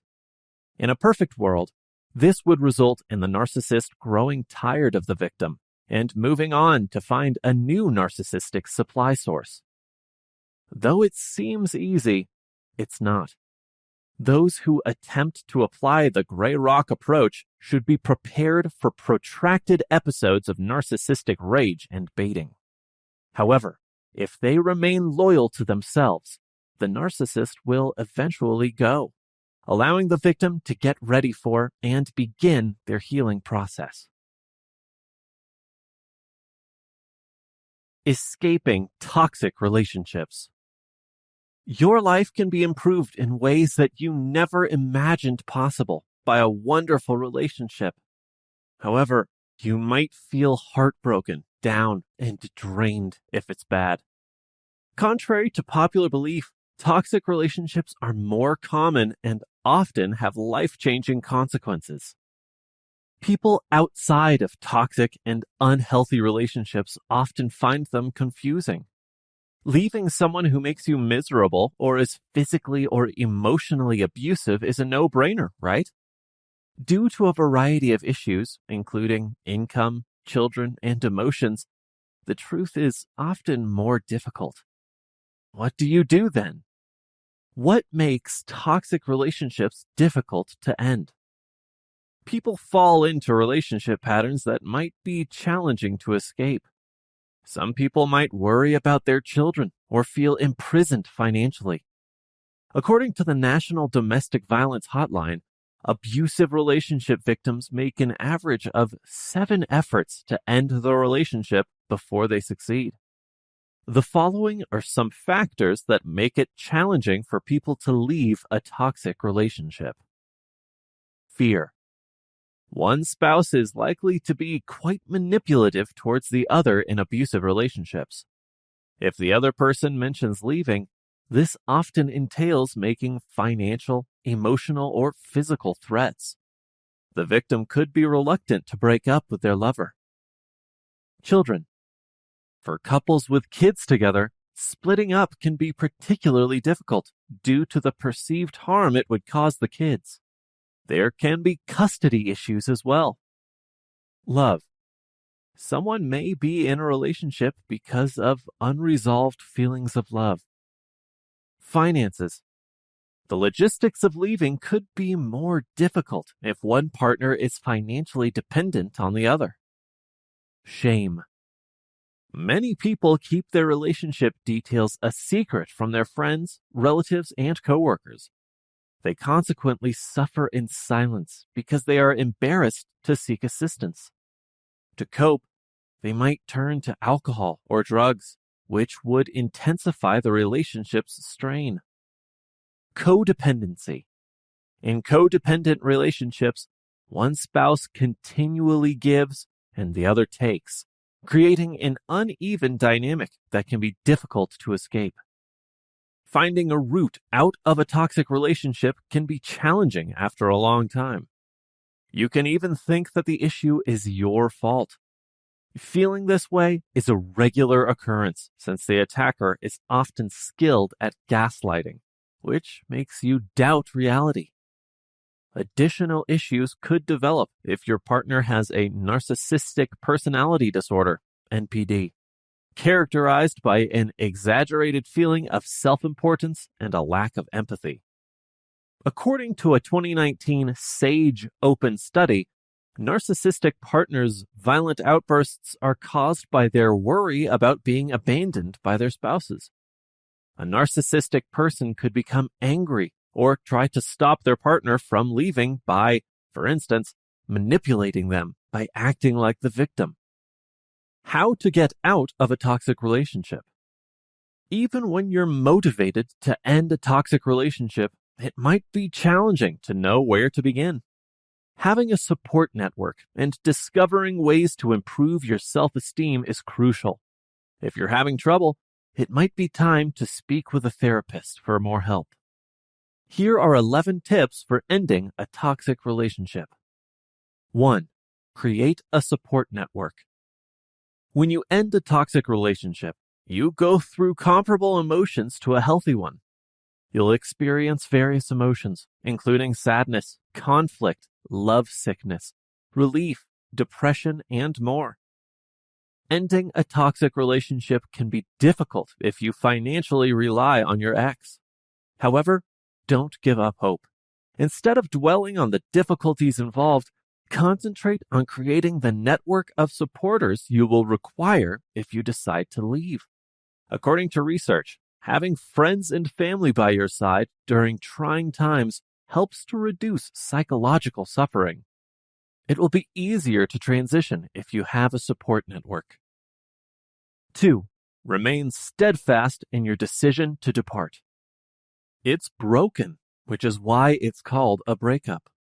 If you're contemplating breaking up with your spouse, you've probably tried to persuade them to change their behavior without success. If so, you must keep telling yourself it wasn't your fault. Even if a toxic or abusive ex changes, it is probably because of the shock of the split. If you reunite, there is a very significant likelihood that they will resume their toxic behaviors.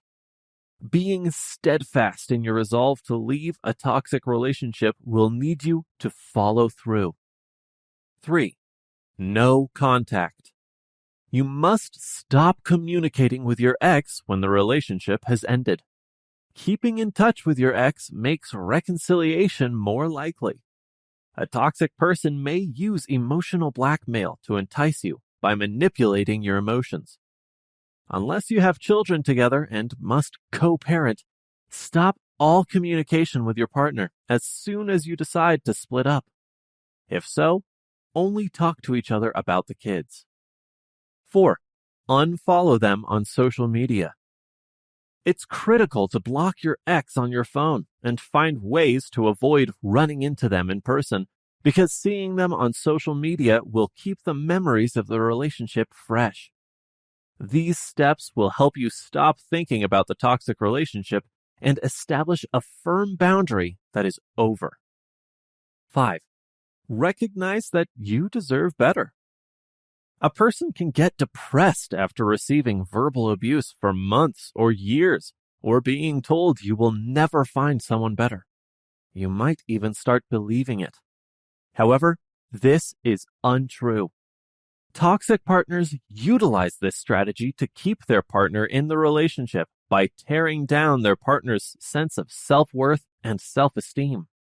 Make "I deserve better" your everyday motto by swapping out derogatory self-worth beliefs for uplifting ones. For your emotional and mental well-being, you must move forward. 6. Speak with a therapist for expert assistance. Depending on the situation's seriousness, making a game plan for leaving a toxic relationship may be necessary. Finding a therapist to talk to or confiding in your friends and family can also be beneficial. You can deal better, regain your feeling of value, and address any safety concerns with the help of a qualified therapist. A therapist can be an objective resource to help you set goals and hold you accountable. 7. Record your feelings in a journal. Writing about your feelings and emotions is the last thing you may feel like doing. You could find it difficult to concentrate and worry that putting it in words will only make you feel worse. Expressive writing may make you feel more fearful, upset, or anxious at first, but after a few weeks, research indicates that you will likely experience both mental and physical benefits, such as fewer doctor visits, a stronger immune system, a better mood, a greater sense of well-being, and lower blood pressure. 8. Create a complete plan. Suppose you've decided to end a toxic relationship. Create a plan for handling the change. If you are unemployed, you might consider enrolling in school, pursuing new training, or starting a job. Your freedom depends on being financially independent. Make specific arrangements for your relocation, including where you'll go and what items you'll bring. 9. Surround yourself with good energy. Spend time with people who make you feel good. Treat yourself to your favorite food. Get involved in your religious community. Indulge in physical activity. And do activities that make you smile as examples of self-care. People in toxic relationships require healing, which is a lengthy process. It is crucial to strive and replace bad feelings with positive ones, because being in a toxic relationship can lead to unimaginable toxic stress. 10. Let your emotions be known. When you have decided to leave, it is crucial to let your partner know how you feel.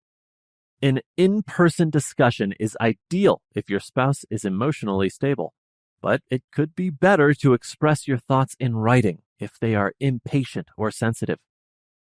It's critical to communicate your feelings towards your partner without placing blame. Instead of saying, "You make me feel," communicate your emotions by expressing, "I feel very sad or angry when I hear you say," etc. Although you have no control over how the other person will react, you do have control over how you will convey your emotions. No matter how they react, discussing your feelings is crucial in ending the relationship. 11. Maintain your position. It is common to miss the person after ending a toxic relationship, remembering only the positive moments and erasing the toxic ones.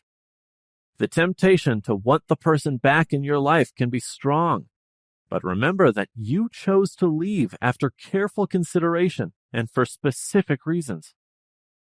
Contact your support network. They will help you stay committed to your choice. Review the causes that made you quit the unhealthy relationship as well. Maintain your resolve and adhere to your choice. Recovering from the aftermath of gaslighting. A toxic relationship can negatively affect your health, including depression, anxiety, and low self-esteem. It's crucial to give yourself some alone time to think and refresh. Follow these actions as you go forward to cure yourself of a toxic relationship's detrimental effects.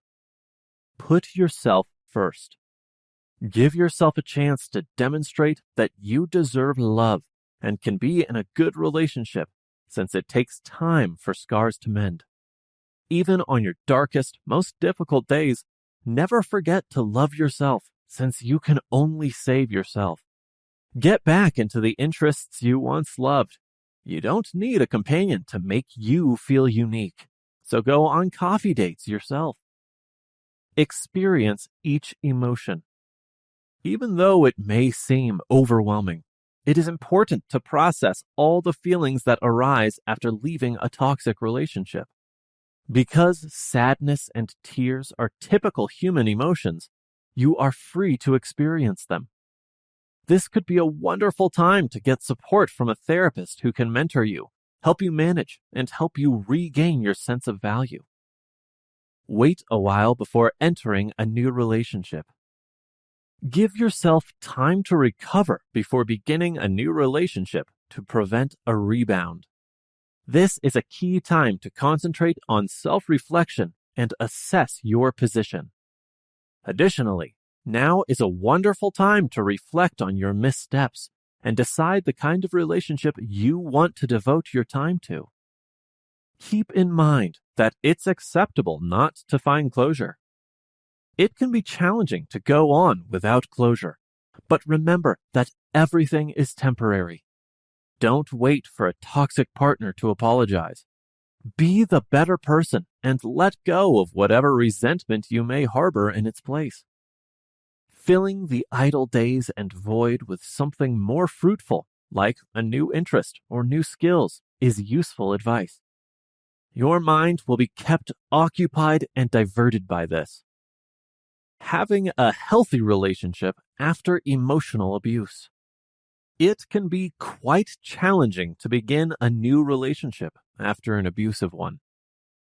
You may have lost faith in love after years of living in constant worry and anxiety with an abusive relationship. You might not know how to maintain a healthy relationship following emotional abuse. After experiencing such abuse, you can continue questioning your ability to find happiness and whether it is even possible to fall in love. It could be intimidating to start dating again after an abusive relationship. However, falling in love after experiencing emotional abuse and leading a normal life is still possible. The healthy relationship you've always desired can be attained by having the appropriate support system, moving slowly, prioritizing self-care, and being open to love. You'll regain your sanity as the mental confusion fades away. Following emotional abuse, try these strategies for maintaining healthy relationships. Take time to recover. Avoid entering a new relationship too quickly, despite how alluring it might seem. You are mistaken if you thought it would help you recover from the abusive partner. In the beginning, the exhilaration of a new relationship could distract you from the pain. But the unhealed wounds and trauma will return unless you get better and figure out how to deal with them. Spend some time alone and consider how to recover your life. Recognizing what happened to them and seeking therapy assistance is beneficial for survivors. Decide on the kind of relationship you desire. You want one this time that is healthy, of course. But how do you personally define a good relationship? Consider your previous relationships before responding to this question. What were the warning signs you tried to ignore? Were you misled, scorned, or rejected? What are the things that you would not put up with in your upcoming relationship? Was there any good that came out of that abusive situation? What boundaries do you wish to set? Make a list of everything you want. If necessary, make a vision board for your partner. This time, ensure your relationship has open communication, honesty, trust, and respect.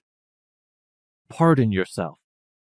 The first and most crucial step in answering the question, how to have a healthy relationship after emotional abuse, is to forgive yourself. For staying with your abuser longer than you ought to have, you could experience resentment, remorse, and humiliation.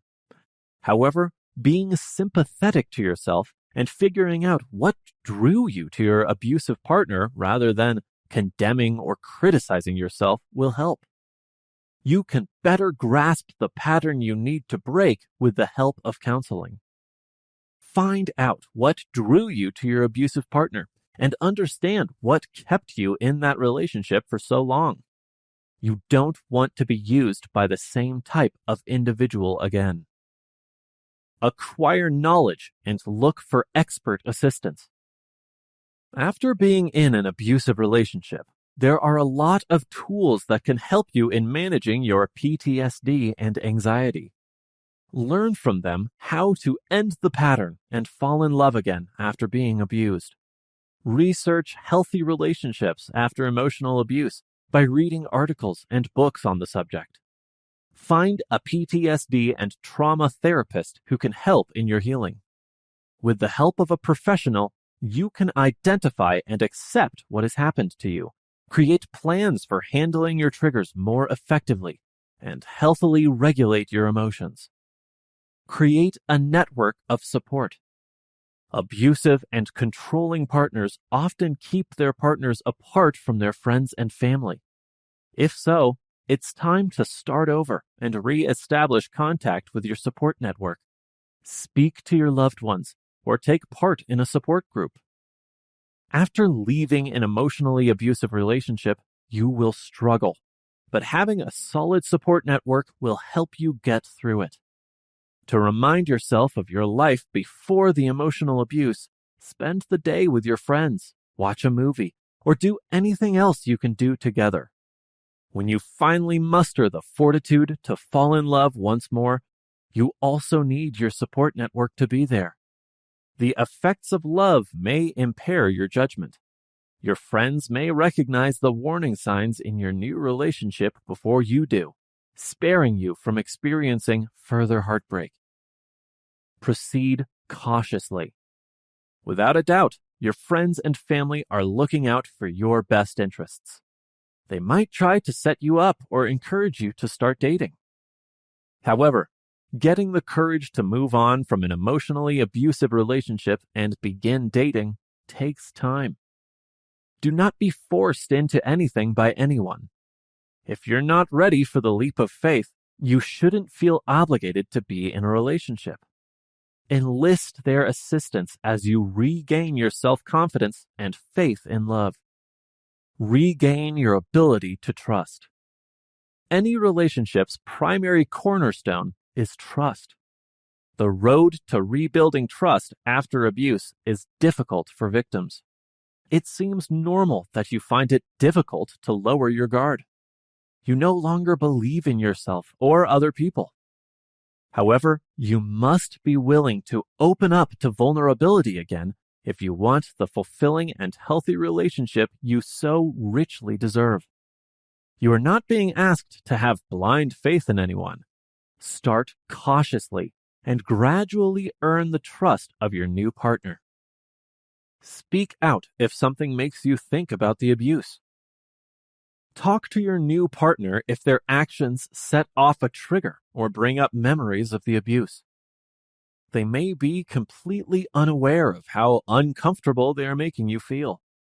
The ideal companion will try to understand your triggers without becoming hostile. You'll feel more at ease and confident in the relationship if you can communicate honestly and work towards a compromise. Rediscover love. It's common to feel afraid to open up again after being hurt. However, you must feel deserving of a contented and healthy relationship. Even though closing off your heart might keep it safe, it won't get you anywhere. Love your lover unconditionally. Being open to revealing your good and terrible sides could make you uncomfortable. However, being vulnerable will enable you to love without boundaries. Let go of your emotional baggage. Unresolved and repressed feelings from your previous relationship will impact your new relationship. If you don't confront them head on, they will weigh heavier and heavier, and you keep reverting to the destructive behaviors an abusive relationship taught you. As a result, you must shed your emotional burden and break bad behavior patterns.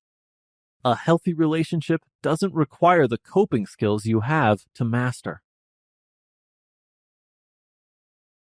Conclusion.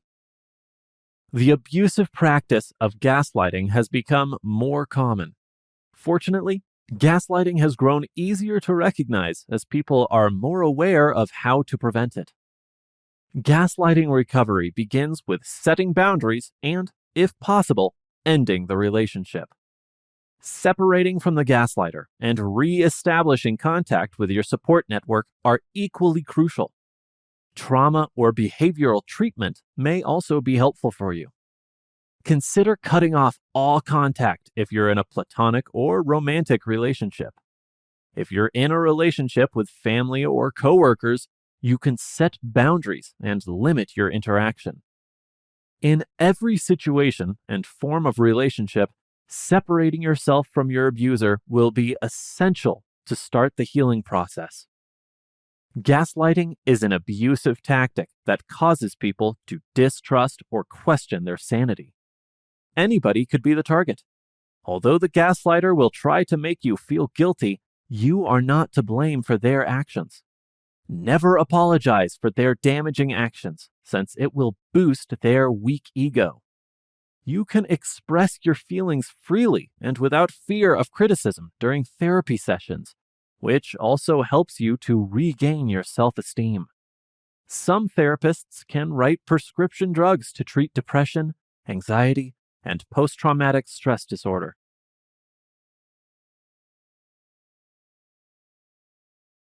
Introduction. On Facebook, I have seen numerous posts about people caving in to exploitation by others. Examples include continuing toxic relationships because of guilt about being cold-hearted, lending money that is not repaid, and doing favors for others that are not ultimately beneficial. Codependency is an intimate dance between codependents and narcissistic personality types. Let me share my favorite codependent joke to help you better understand codependency. Two codependents have sex. In the afterglow, one asks the other, "Well, it was good for you. How was it for me?" Codependents don't have positive relationships with themselves. They often choose the needs of others over their own. This is not good. Additionally, narcissists have an unhealthy relationship with themselves. They place their interest first. They take advantage of others and relationships for personal gain without regret or sorrow. They fail to recognize their role in wrongdoing and shift the blame to others. It is easy to understand how codependents and narcissists become entangled. It resembles the fitting together of two puzzle pieces. One is the easier target for the other. However, there is more of a relationship. It is discovered that this interaction has familial ties. You are more likely to develop codependency or narcissism yourself if you have one narcissistic parent. The same is true if you have two narcissistic parents. Codependency recovery enables a person to begin establishing boundaries and challenging the narcissist.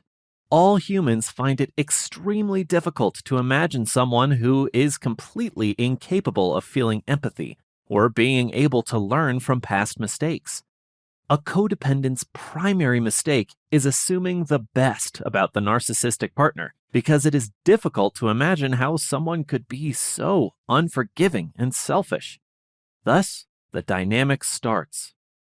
The good news for the codependent is that there is still the possibility for healing once they fully appreciate how lacking in compassion the narcissist is, an attribute that characterizes us as humans.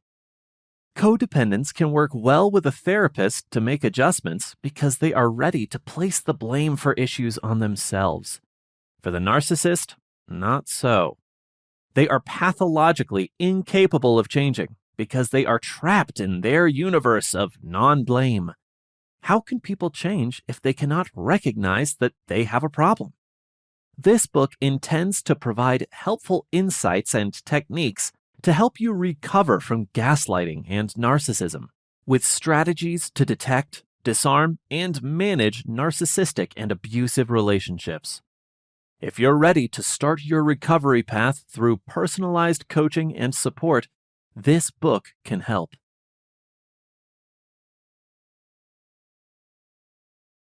Understanding Narcissistic Abuse and Codependency. The terms codependence and narcissism are familiar to many of us. Codependency is when two people are entangled in a life where they depend on one another and suffer from emotional distress. A narcissistic partner is self-centered, arrogant, and lacks empathy for their partner. In this chapter, we will discuss narcissistic abuse in greater detail. We'll also look at codependency, a natural complement to narcissistic abuse. What is narcissistic abuse? Narcissistic abuse is a method of emotional abuse in which the perpetrator only cares about himself and may exploit their partner's actions and words to control their mood and behavior. The effects of narcissistic abuse can differ depending on how long a person can handle these relationships. The effects might be minor or severe, and while some survivors recover, others may experience lasting damage. Narcissists often project their emotions onto other people because these emotions bring them pain. They might have grown up with narcissistic carers, suffered abuse, or went through terrible experiences that affected their childhood. This does not, however, justify the mental or physical abuse perpetrated upon their victims. Signs of narcissistic abuse. Whether platonic, familial, or romantic, narcissistic abuse manifests itself in relationships in various ways. To establish or maintain control over the relationship or marriage, narcissists can use various strategies to shatter a person's sense of reality and confidence. They could make you feel crazy, making you less likely to ask friends and relatives for support. A narcissist can abuse someone sexually, emotionally, mentally, physically, financially, or otherwise. The following are 25 indicators of narcissistic abuse. Gaslighting. Narcissistic gaslighting involves intentionally leading someone to doubt their understanding of reality or think they're mentally ill. Narcissists will accomplish this by using precise, targeted gaslighting language. You no longer feel like the person you used to be. You feel like everything you do is wrong. You always believe it's your fault when things go wrong. You feel less confident and more anxious than you did previously. You often wonder if you're being too sensitive. You often doubt whether your response to your partner is appropriate. You apologize frequently, and you have a sense that something's wrong, but are unable to pinpoint what it is. Verbal and emotional abuse. A narcissist often emotionally or verbally abuses you to maintain control and further undermine you. Behavior that is intended to hurt you is what defines emotional abuse. This may appear as lying, threatening to harm you, or calling you stupid. Name-calling and insults are examples of verbal abuse. Projection. Narcissistic projection entails blaming the victim for one's problems rather than accepting responsibility. For instance, a narcissistic abuser would claim that their partner lied when, in fact, they had lied. This is known as DARVO, D-A-R-V-O, or deny, attack, reverse victim, and offender. Or they accuse a partner of wrongdoing when they haven't. This confuses. Attempts to keep you away from your loved ones. Narcissists make you dependent on them by cutting you off from your friends and family. They can control you if they cut you off from your support network. They can claim they don't like your friends or family, complain that you spend too much time with them, or disparage their behavior or interactions with you to influence how you feel. Physical violence threats. Narcissists often experience anger, although this emotion does not always translate into physical aggression. Narcissists can use threats of harm as coercion to prevent you from leaving or seeing your family. They frighten you by threatening to use violence to keep getting what they want. They might say something like, "You'll regret leaving," or "I'll punch you if you try to go out with your friends tonight." Regular criticism and insults. One of narcissists' tactics is making you feel dependent on them as a means of control and manipulation. They will degrade you and others to appear and feel superior to everyone else. They can never be wrong and must always feel superior to others to avoid appearing stupid. Censorship. When you are in a relationship with a narcissist, you may want to tread carefully around them to prevent provoking an angry reaction. This could manifest as self-censorship or shutting down your feelings and thoughts to appease the narcissist and prevent aggressive behaviors that may arise if there is a dispute. The victim becomes helpless due to this censorship, perpetuating the narcissist's dominance and control cycle. Creating fear for their reactions. More than enough fear of a rage outburst, bodily harm, or public humiliation can induce someone to learn how to prevent these events. The unpredictable and inconsistent nature of narcissistic behavior might increase anxiety levels. Narcissists enjoy playing this game because it enables them to achieve their goals. Strategically pleasing others. People pleasers are not often associated with narcissists. However, narcissists will purposefully appease others if it makes them feel good, looks good in front of others, or allows them to advance in society. Additionally, this lessens their sense of shame and boosts their ego. History of abuse in past relationships. Abuse and narcissism are often not isolated events. Both narcissists and their victims often have a history of abuse, which typically keeps them in these relationships. Victims may ignore red flags because they are weak, while narcissists are more likely to see them. A narcissist may have also picked up abusive habits as a kid and used them today. Lack of compassion. Narcissistic relationships often fail because of a lack of empathy or the capacity to experience and express emotions. In a healthy relationship, each partner shows consideration for the other. The non-narcissistic partner in a narcissistic relationship won't feel loved and will show signs of misery and loneliness. Excusing or disregarding their negative actions. Narcissists often justify why harming or shaming someone is acceptable and never accept responsibility for their actions. Often, their victim will accept responsibility for them or offer justifications for why they acted in that manner in the first place. For instance, a victim might respond, "They're just stressed out right now," or "You're not as familiar with them as I am." Changing everything into a contest. A person with NPD needs to be in the spotlight to be right.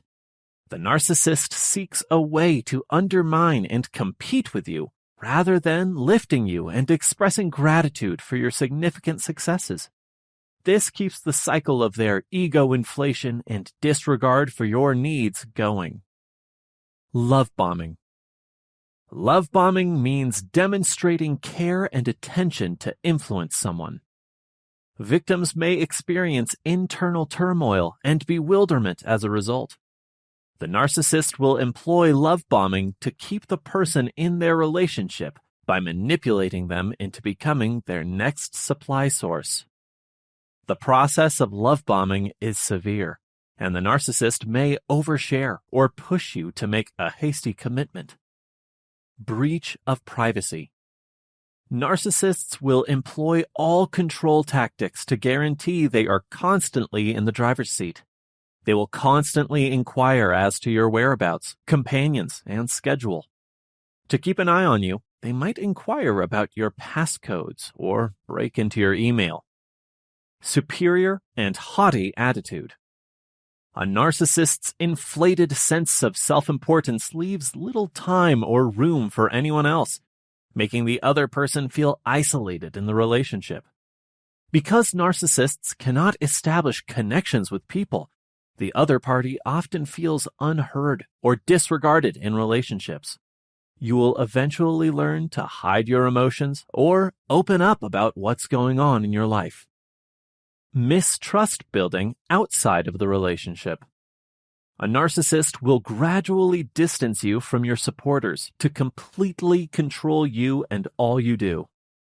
Typically, this begins subtly, with little criticism towards your family or friends. These actions will become more extreme until you believe your support network is not looking out for your interests. As a result, the victim becomes even more isolated, dependent, and alone. Increased feeling of entitlement. Narcissists anticipate being treated differently. If you don't give in to all of their demands and wishes, they'll start acting out. You can get the cold shoulder or the silent treatment, or you might experience teasing or physical violence. Possessive behaviors. Narcissists are experts at controlling people's emotions. Your thoughts and desires will be subject to the control of a manipulative narcissist. Gaslighting is the most typical manipulation, but future promises and emotional blackmail are other possibilities. Confusion, low self-esteem, worry, shame, and guilt are all effects of manipulation. Additionally, you can be persuaded to stay in bed skip work, have sex, or give the narcissist money. Adopting a victim mentality. The narcissist turns to the victim card when all else fails. This is done to win people over and further manage behavior. Although narcissists may have a strong, dominant personality, a 2020 study found that they often exhibit victimhood. They will play the victim whenever criticized to gain more attention and make themselves seem helpless. Blaming their outside environment allows the narcissist to escape accountability for their actions. Attempting to control you. Controlling behaviors start subtle or subdued at first in a relationship with a narcissist, so as not to scare you away. As they try to exert more influence over you over time, the controlling behaviors will get worse. The more power they have over you, the more they gain what they desire. Hoovering. Hoovering, commonly after a round of silent treatment, refers to sucking someone back into a relationship. Emotional blackmail has also been used to describe hoovering. The narcissist will change their strategy if they believe they are losing control. They will affirm you, become close to you, or cheer you up. The narcissist resumes abusive behaviors when things improve, and the victim believes they have changed. Taking over the discussion. Narcissists enjoy gush-worthy self-promotion. They will lie outright and fabricate information to make themselves appear superior to others or exaggerate their successes. Your achievements are not relevant, and they are not even anything people are interested in. Talking about your accomplishments will make a narcissist jealous and insecure. They'll interrupt you or steer the conversation away from the subject. They'll say negative things about you or fabricate lies to minimize your achievements. Neglecting your boundaries. Complete disrespect for boundaries is a red flag. It's common for couples to spend time apart and set boundaries for their daily routines, bedtimes, and meals.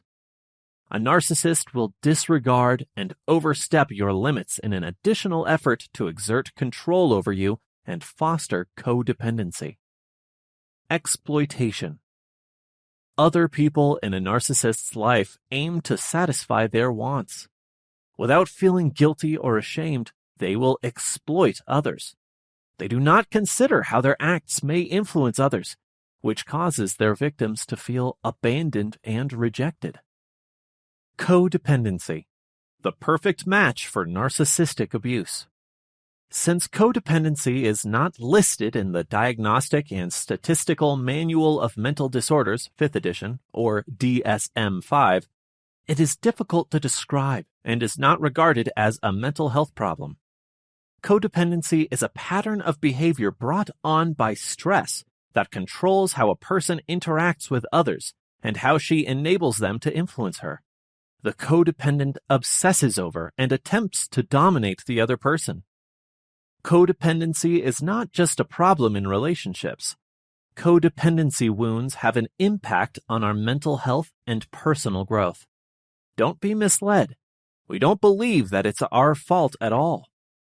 Codependency is a survival strategy that enabled us to survive our dysfunctional family upbringing.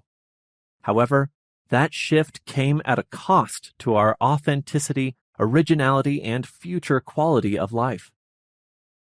Who are codependents? Some might believe that codependency only occurs in weak individuals, despite the above criteria. That is completely untrue. Anyone can develop codependency given the right circumstances, especially if you've experienced neglect or abuse as a child. The term codependent was first used to refer to those who put out fires and keep people outside of their loved one's environment from learning about the loved one's destructive behavior, such as alcoholism. Simply put, a codependent supports another person's bad behavior. Codependency is a relationship addiction, since it affects a person's capacity to have a fulfilling and amicable relationship through emotional and behavioral patterns. The attraction between narcissists and codependents can be alluring, but it may be harmful. Don't lose hope. You can take precautions. People who have codependent and narcissistic traits are often attracted to one another. An initially narcissistic personality may be appealing due to, among other qualities, charisma and confidence. A codependent person may first come across as compassionate and generous in addition to other desirable personal qualities. This couple may click for several reasons, including their desire to feel needed. Continuous giving is a trait of codependence, while taking is a trait of narcissists. Although these two people have much in common, their differences could make their connection toxic or unpleasant. A relationship may become unbalanced if you discover that you have codependent tendencies while a person you care about has narcissistic traits. However, setting limits and attempting counseling can help resolve these issues, possibly even before they arise. Practicing mindfulness is the first step to improving your relationship with yourself and someone you care about. The impact of narcissistic abuse on the self. Narcissist abuse syndrome victims may exhibit verbal, emotional, physical, psychological, and domestic abuse symptoms. Relationship abuse victims sustain emotional and perhaps physical harm. Examples of psychological violence include sabotage, defamation campaigns, resistance, and various forms of pressure and control. Post-traumatic stress disorder or PTSD symptoms may develop due to ongoing abuse, especially in victims who have already suffered trauma. Narcissistic abuse can also leave victims with overpowering emotions of helplessness, a lingering sense of humiliation, and traumatic flashbacks. Since narcissists are skilled manipulators and can distort reality to fit their purposes, it can be challenging to pinpoint or name the experience while a victim is in the midst of a cycle of narcissistic abuse. Dissociation is when victims feel emotionally or physically cut off from their surroundings. Their memory and sense of reality are interfered with by this. To appease a narcissistic abuser, victims might set aside their own needs. A weakened immune system, early aging, weight gain, and other physical health problems can result from chronic stress brought on by emotional and psychological abuse. Victims of narcissistic abuse syndrome may also exhibit tendencies towards self-harm or suicide ideation in addition to the depression and anxiety connected to the syndrome. Anxiety. Many victims of narcissistic abuse have anxiety every day. You could suffer extreme worry or anxiety in relationships with new individuals after experiencing narcissistic abuse. When someone leaves an abusive relationship, they may suffer separation anxiety, which makes them feel terrified and lost when alone. If a narcissist has abused you and you are experiencing symptoms like anxiety attacks, panic attacks, or hypervigilance, know that these symptoms will pass with time, especially if you can work through your trauma with a therapist. Depression. Many victims of narcissistic abuse go on to experience depression. After being told how useless and stupid they are by their abuser for months or years, survivors often battle feelings of worthlessness. You might also isolate yourself after years of manipulation and gaslighting, which can exacerbate depressive symptoms. Post-traumatic stress. You probably have post-traumatic stress disorder symptoms if you are the victim of narcissistic abuse. Your mind will be always on the lookout for danger. This is because the stressful experiences set off your body's fight or flight reaction. Anything connected to such memories can therefore cause an anxiety attack. After being the victim of narcissistic abuse, you can feel the need to always be vigilant. Narcissistic abuse victims often say they never knew what their abuser would do next. Chronic hypervigilance and anticipating them, the abuser, to be around at every turn may make it difficult for you to relax. You might also avoid circumstances or activities that make you think of the abuse. This may involve avoiding specific locations or people. Loss of self-awareness and self-value. It's possible for you to feel lost.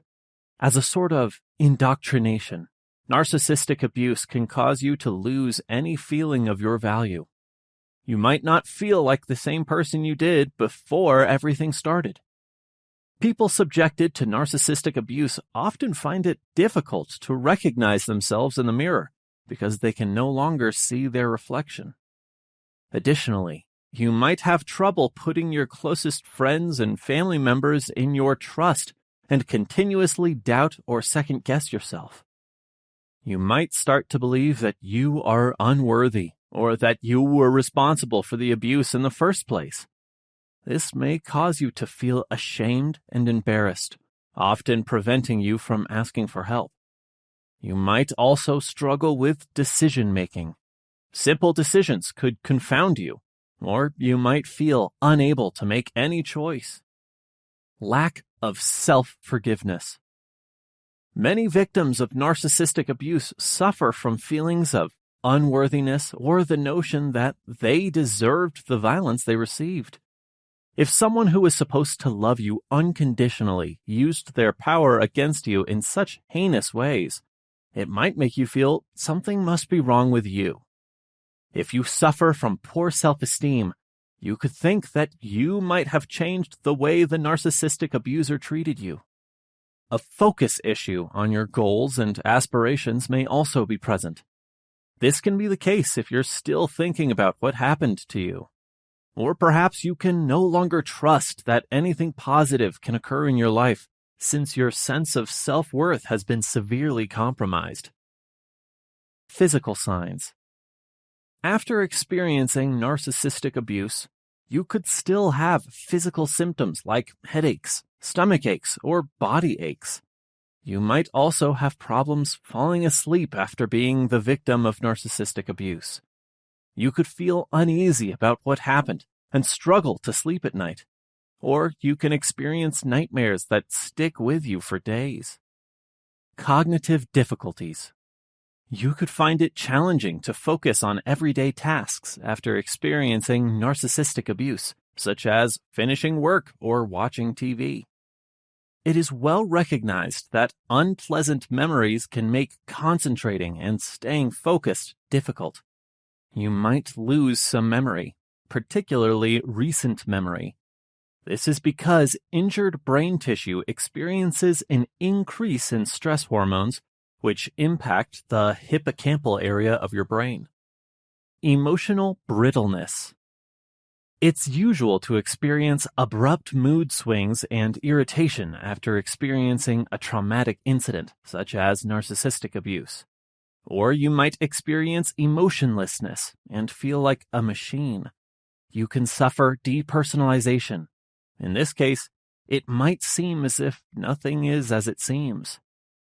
Even the urge to wreak revenge on your abuser could arise. But this hostility feeds the cycle of anxiety and stress, leading to mental health issues.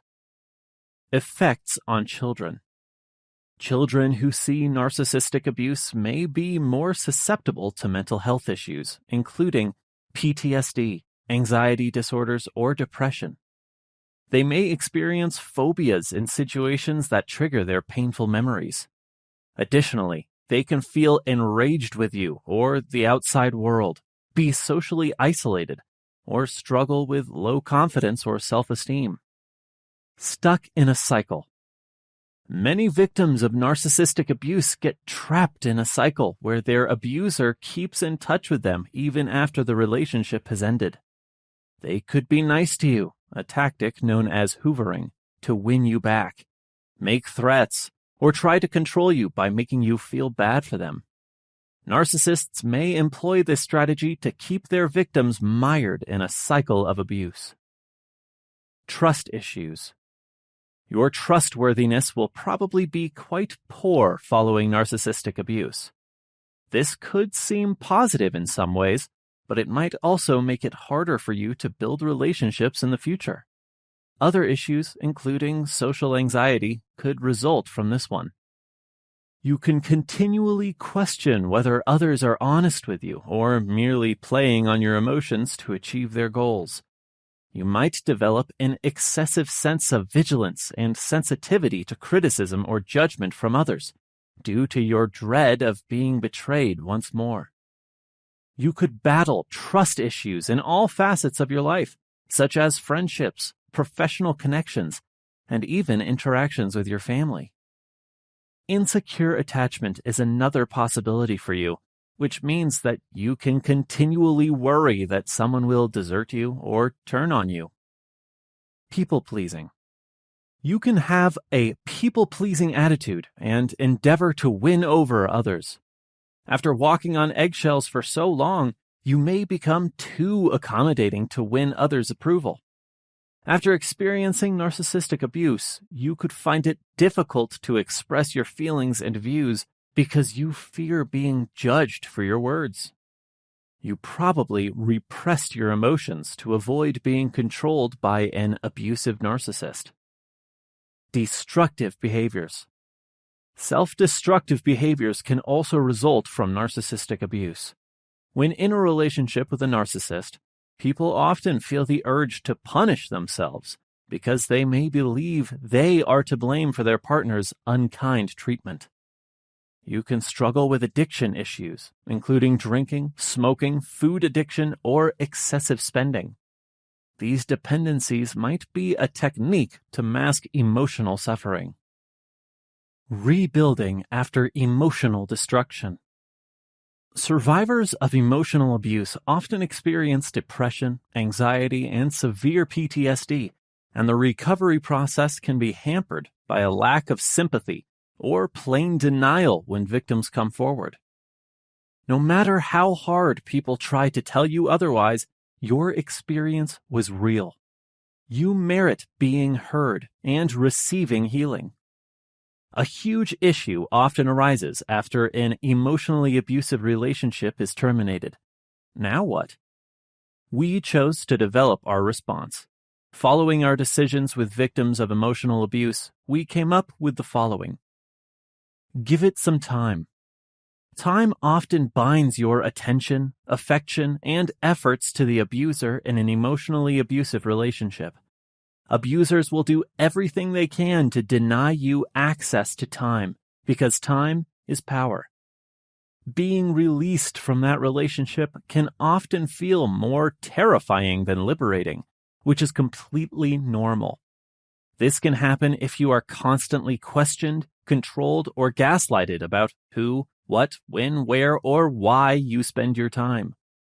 This can happen if you are not allowed to hang out with a particular friend and are told that your long-term dream was a waste of time, or other things.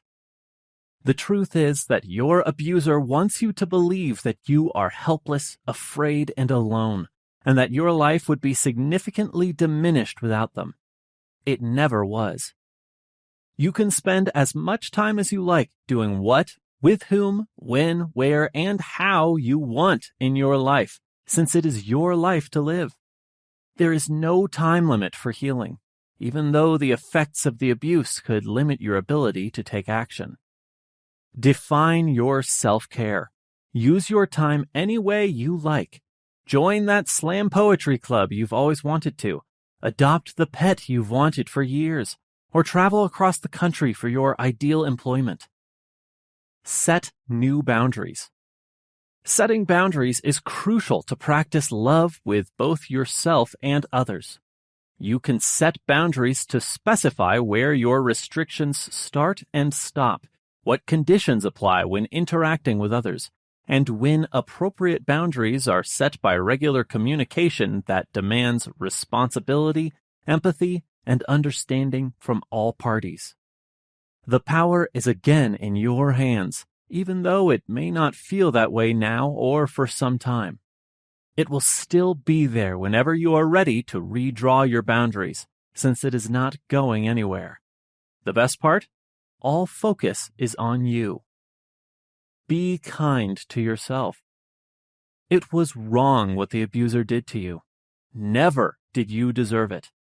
Your energy should not be spent now or in the future worrying about if you somehow caused this.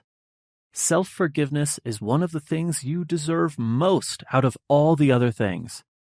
People still hesitate to trust or help survivors, despite emotional abuse being a recognized form of domestic violence. Any abuse is never your responsibility. It makes no difference who the individual was. It makes no difference how they entered your life. No matter how long the relationship lasted, it makes no difference why you stayed. All of that is irrelevant. What matters is that you survived. You got by. You are unbound. You succeeded. The power of knowledge. Understanding the abuse and what to do next feels challenging. It seems completely unattainable on bad days. It is normal to feel unsure of where to begin after being compelled to know and understand the world solely through the abuser's point of view for however long. Therapy may also be an effective technique for many people.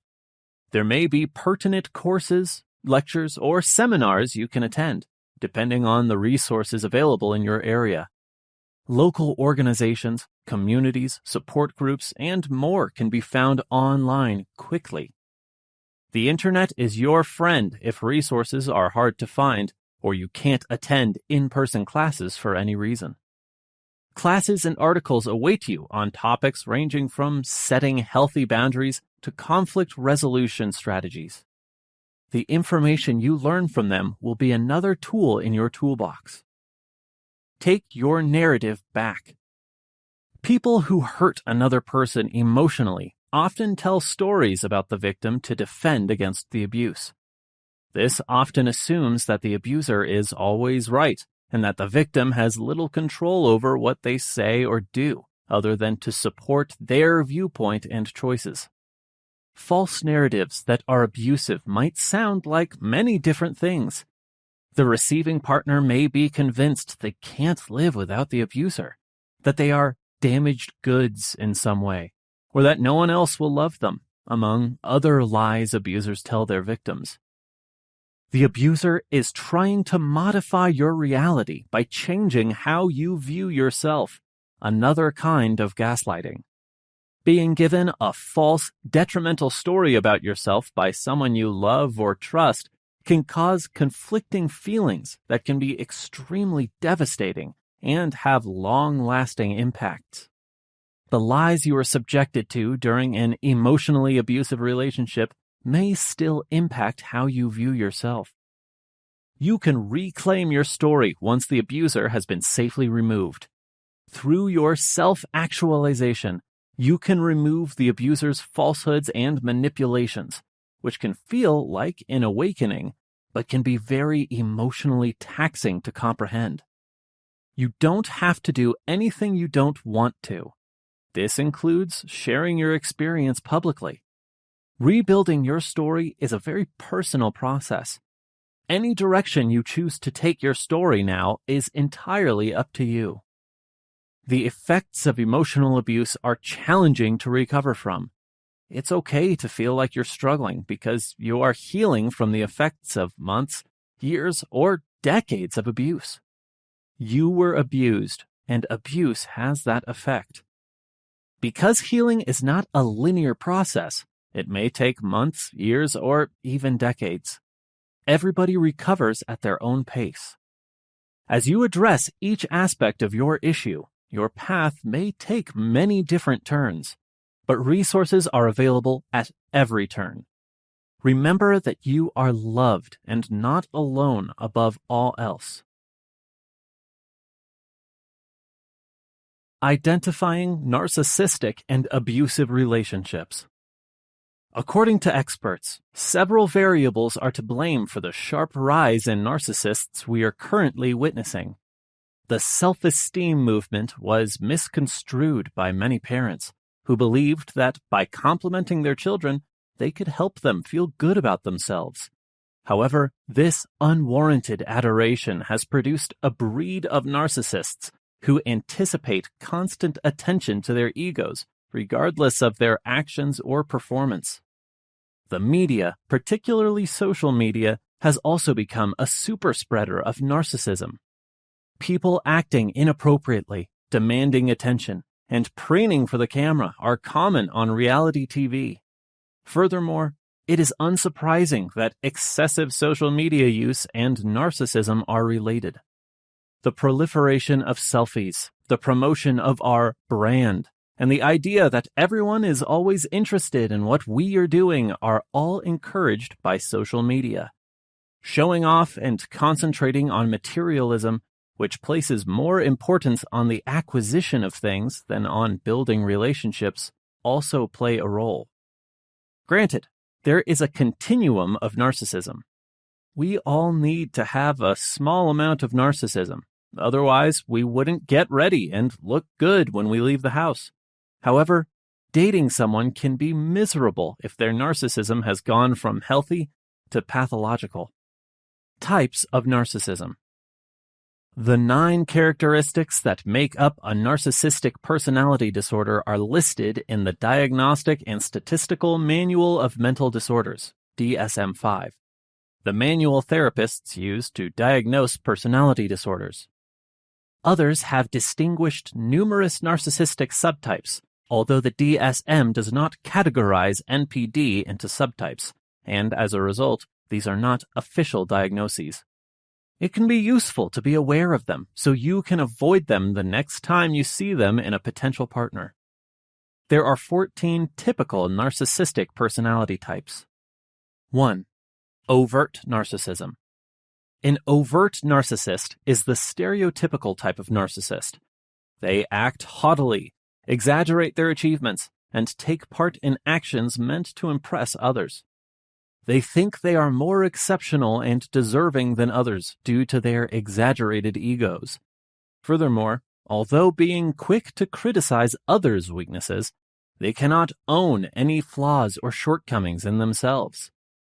An outgoing disposition used to attract attention and expand their audience for boasting is often present with overt narcissism.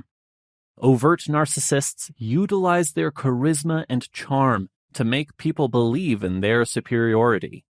However, due to their inability to empathize, these interactions are only superficial and short-lived. 2. Covert narcissism. Even though they have extreme emotional brittleness, ongoing envy, and trouble taking criticism, covert narcissists, also known as weak narcissists, often present as restrained, self-depreciating, and anxious. Covert narcissists often assess their own pleasure, assets, and interpersonal connections compared to others. As a result, they often spend time alone and may be more suicidal than other people with NPD. 3. Hypervigilant narcissism. The necessity to always be on the lookout for threats is reflected in hypervigilance. When this quality is combined with narcissism, the outcome is a person who is constantly on the lookout for indications of criticism or insults from others. Narcissists who are excessively watchful for rejection perceive slights and insults in the seemingly innocent actions of others. Narcissists who are overly watchful of others cannot relax because they constantly look for probable disrespect or denigration signs. These narcissists find social interaction to be extremely painful.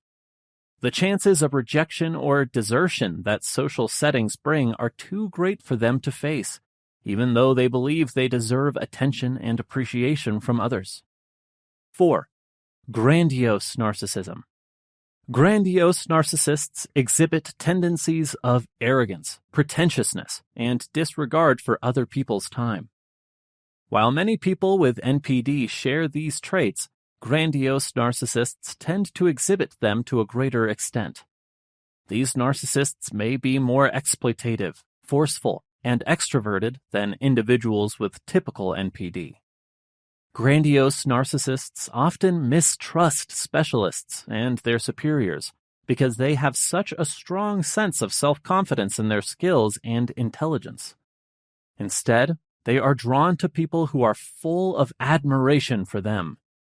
They could use this to fuel exaggerated or wrong views about their significance, function, skills, or identity, sometimes called delusions of grandeur. 5. Exhibitionist narcissism. Narcissists who need to be the center of attention or be perceived as the life of the party are said to have exhibitionist narcissism. They would do anything to get people's attention because they crave it. Additionally, they desire to be seen with others who share their sense of self-awesomeness.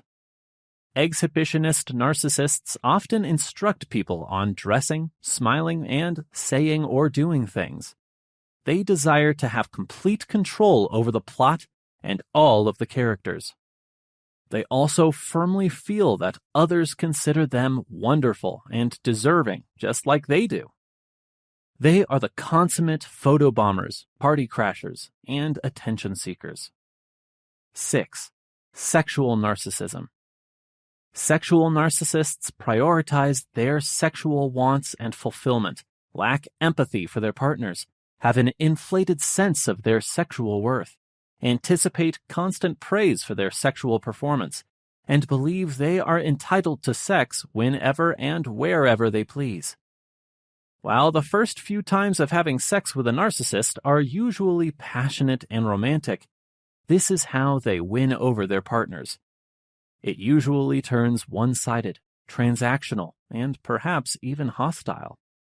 Sexual narcissists may have an intimacy deficit marked by difficulty offering and receiving emotional closeness, despite appearing to cherish physical intimacy and projecting an abundance of confidence in their sexual performance. 7. Vindictive narcissism. Vindictive narcissists are too sensitive to criticism, rejection, boundaries being set, and arguments. Although they won't say it, they take these encounters very personally and are deeply upset by them. They might then attack and terrorize the person they believe to be unreasonable in return. Intense narcissistic wrath, blackmailing, talking behind someone's back, and ruining their reputation are just a few examples of vindictive narcissistic behavior. Even after receiving an apology or learning that the incident that offended them never occurred, vindictive narcissists often maintain their unwavering opinion of the person who hurt them. 8. Malignant narcissism. Malignant narcissism is an informal name for people displaying signs of NPD and antisocial personality disorder. When these illnesses come together, they manifest as arrogance, a desire for fame and power, a lack of empathy, a propensity to take advantage of or use others, and a desire to intentionally hurt people. Compared to people with ordinary NPD, malignant narcissists often report more impairments, relational difficulties, and poorer treatment outcomes. 9. Antagonistic narcissism. People who combine narcissistic tendencies with a hostile personality portray an incredibly unpleasant persona to others. Instead of exhibiting the more endearing characteristics of entitlement, arrogance, lack of empathy, and contempt for others' well-being, they lack the charm of other narcissistic types. They are extremely protective, read the worst into other people's statements, and react angrily to any real or imagined slights due to their hostile nature. 10. Somatic narcissism. Somatic narcissists understand their physical bodies from their sense of superiority, entitlement, and self-worth. They show their narcissistic qualities through their physical attributes and the physical environment around them. Somatic narcissists often worry about their looks and criticize the appearance of others, despite having confidence in their attractiveness, strength, and fitness on the outside. This shows underlying insecurity and low self-esteem. Sexual activity can help somatic narcissists feel superior and valuable. However, unlike sexual narcissists, a somatic narcissist does not require sex to develop their sense of value. 11. Cerebral narcissism. Intellectual narcissists, often called cerebral narcissists, get their narcissistic supply from being seen as knowledgeable, well-read, and skilled. These narcissists often exhibit egotism, use others' intelligence against them, brag about their expertise, correct people excessively, and minimize their intellectual prowess. Intellectual narcissists are often intelligent, but often give the impression that they have more education than they do. This is done to cover up underlying fears and a lack of understanding. 12. Spiritual narcissism. Spiritual narcissists get their sense of worth from their religious beliefs and capacity to manipulate, control, and persuade others. By humiliating, instilling fear, or engaging in narcissistic gaslighting, this narcissist hurts people by appealing to their spirituality. They will inject religion and spirituality into every conversation, criticize others' spiritual practices or lack thereof, and use the Bible to bolster their beliefs, ignoring the times when it contradicts them. Although anyone can be a spiritual narcissist, these individuals tend to be those in positions of authority, or those who have undergone a significant life transformation and used spirituality to help them cope. 13. Communal narcissism. Those with superb, exaggerated views of themselves in a group setting are known as communal narcissists. They often think of themselves as the world's best listeners, helpers, socializers, and charitable individuals, and believe they have extraordinary potential and capability. Since they are primarily concerned with satisfying their demands, they are hypocritical. 14. Healthy narcissism. Although it may seem contradictory, cultivating healthy narcissism has advantages. Being a healthy, happy, and self-confident adult requires a strong sense of self-worth based on truth. The healthy narcissist can recognize and prioritize their wants without feeling bad about them. They may tell others about their accomplishments, but don't do it solely to win them over. Healthy narcissists are resilient and persistent, and they have self-confidence. They don't entice friends and possible lovers through charisma, grandiosity, or transactional actions. They are the kind of person other people want to get to know because of their self-confidence, healthy boundaries, dedication to personal development, and appreciation for their and other people's needs. Understanding different types of abuse. One thing to note about the definition of abuse is that it refers to a pattern of behavior, not just one incident. And that is what we mean when we say that abuse is a pattern of behavior used by one individual to gain and maintain control and power over another. These actions can take on a variety of shapes.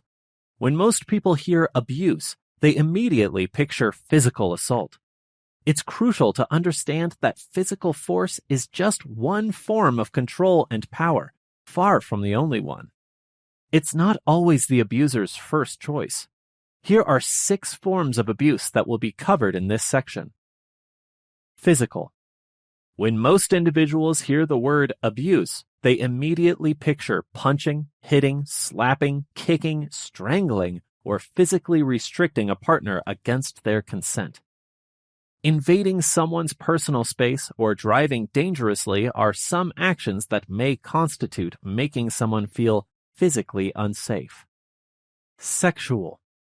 Even though sexual abuse can be a form of physical abuse, we classify it separately because it can have physical and non-physical elements. Rape and other coerced sexual actions are examples of this, as well as denying or using sex as a weapon. An abusive partner may also use sex to evaluate their partner and place a value on them. For example, They may criticize or claim that their partner isn't good enough for sex, or that sex is the only thing they excel at. There are many ways that the emotions around sex can be specifically used for power and control, because they can be so loaded with emotional and cultural meanings. Some people may still believe that sex is something a partner is entitled to, and not perceive it as a bigger pattern of power and control, as marital rape wasn't illegal in all 50 states until 1993. Verbal or emotional. One victim explains, "My ex-husband sliced and steadily drained my life with words like weapons, like shards of glass, until I had almost none left. I started to believe his awful lies, how I was worthless, stupid, ugly, and how no one would ever want me. And I didn't think I was being abused because he didn't hit me." Other survivors have noted that while the effects of emotional or verbal abuse are harder to spot and harder to prove, the signs of physical abuse might be obvious to a friend or family member. Emotional scars may require more time to heal. Mental or physiological. When one spouse gradually undermines the other's feeling of mental health and wellness through a sequence of behaviors or words, this is referred to as mental or physiological abuse. Making the victim question their sanity is a common tactic. We've heard accounts of abusers purposefully shifting a handbag or a set of car keys, or, in one instance, the entire vehicle, turning down the lights or outright denying that specific incidents had occurred. The upshot is that the victim depends on the abuser more and more because they lose faith in their judgment, especially over an extended period, and often with the isolation that abusers exploit. They are also hesitant to report the abuse they are receiving, fearing that no one will believe them. One of our support group members said, "I was unsure whether anyone would ever believe me about the abuse because he had labeled me crazy a lot." Financial or economic. An abuser will use any means necessary to keep that control because abuse is about having power and control, and often that includes money.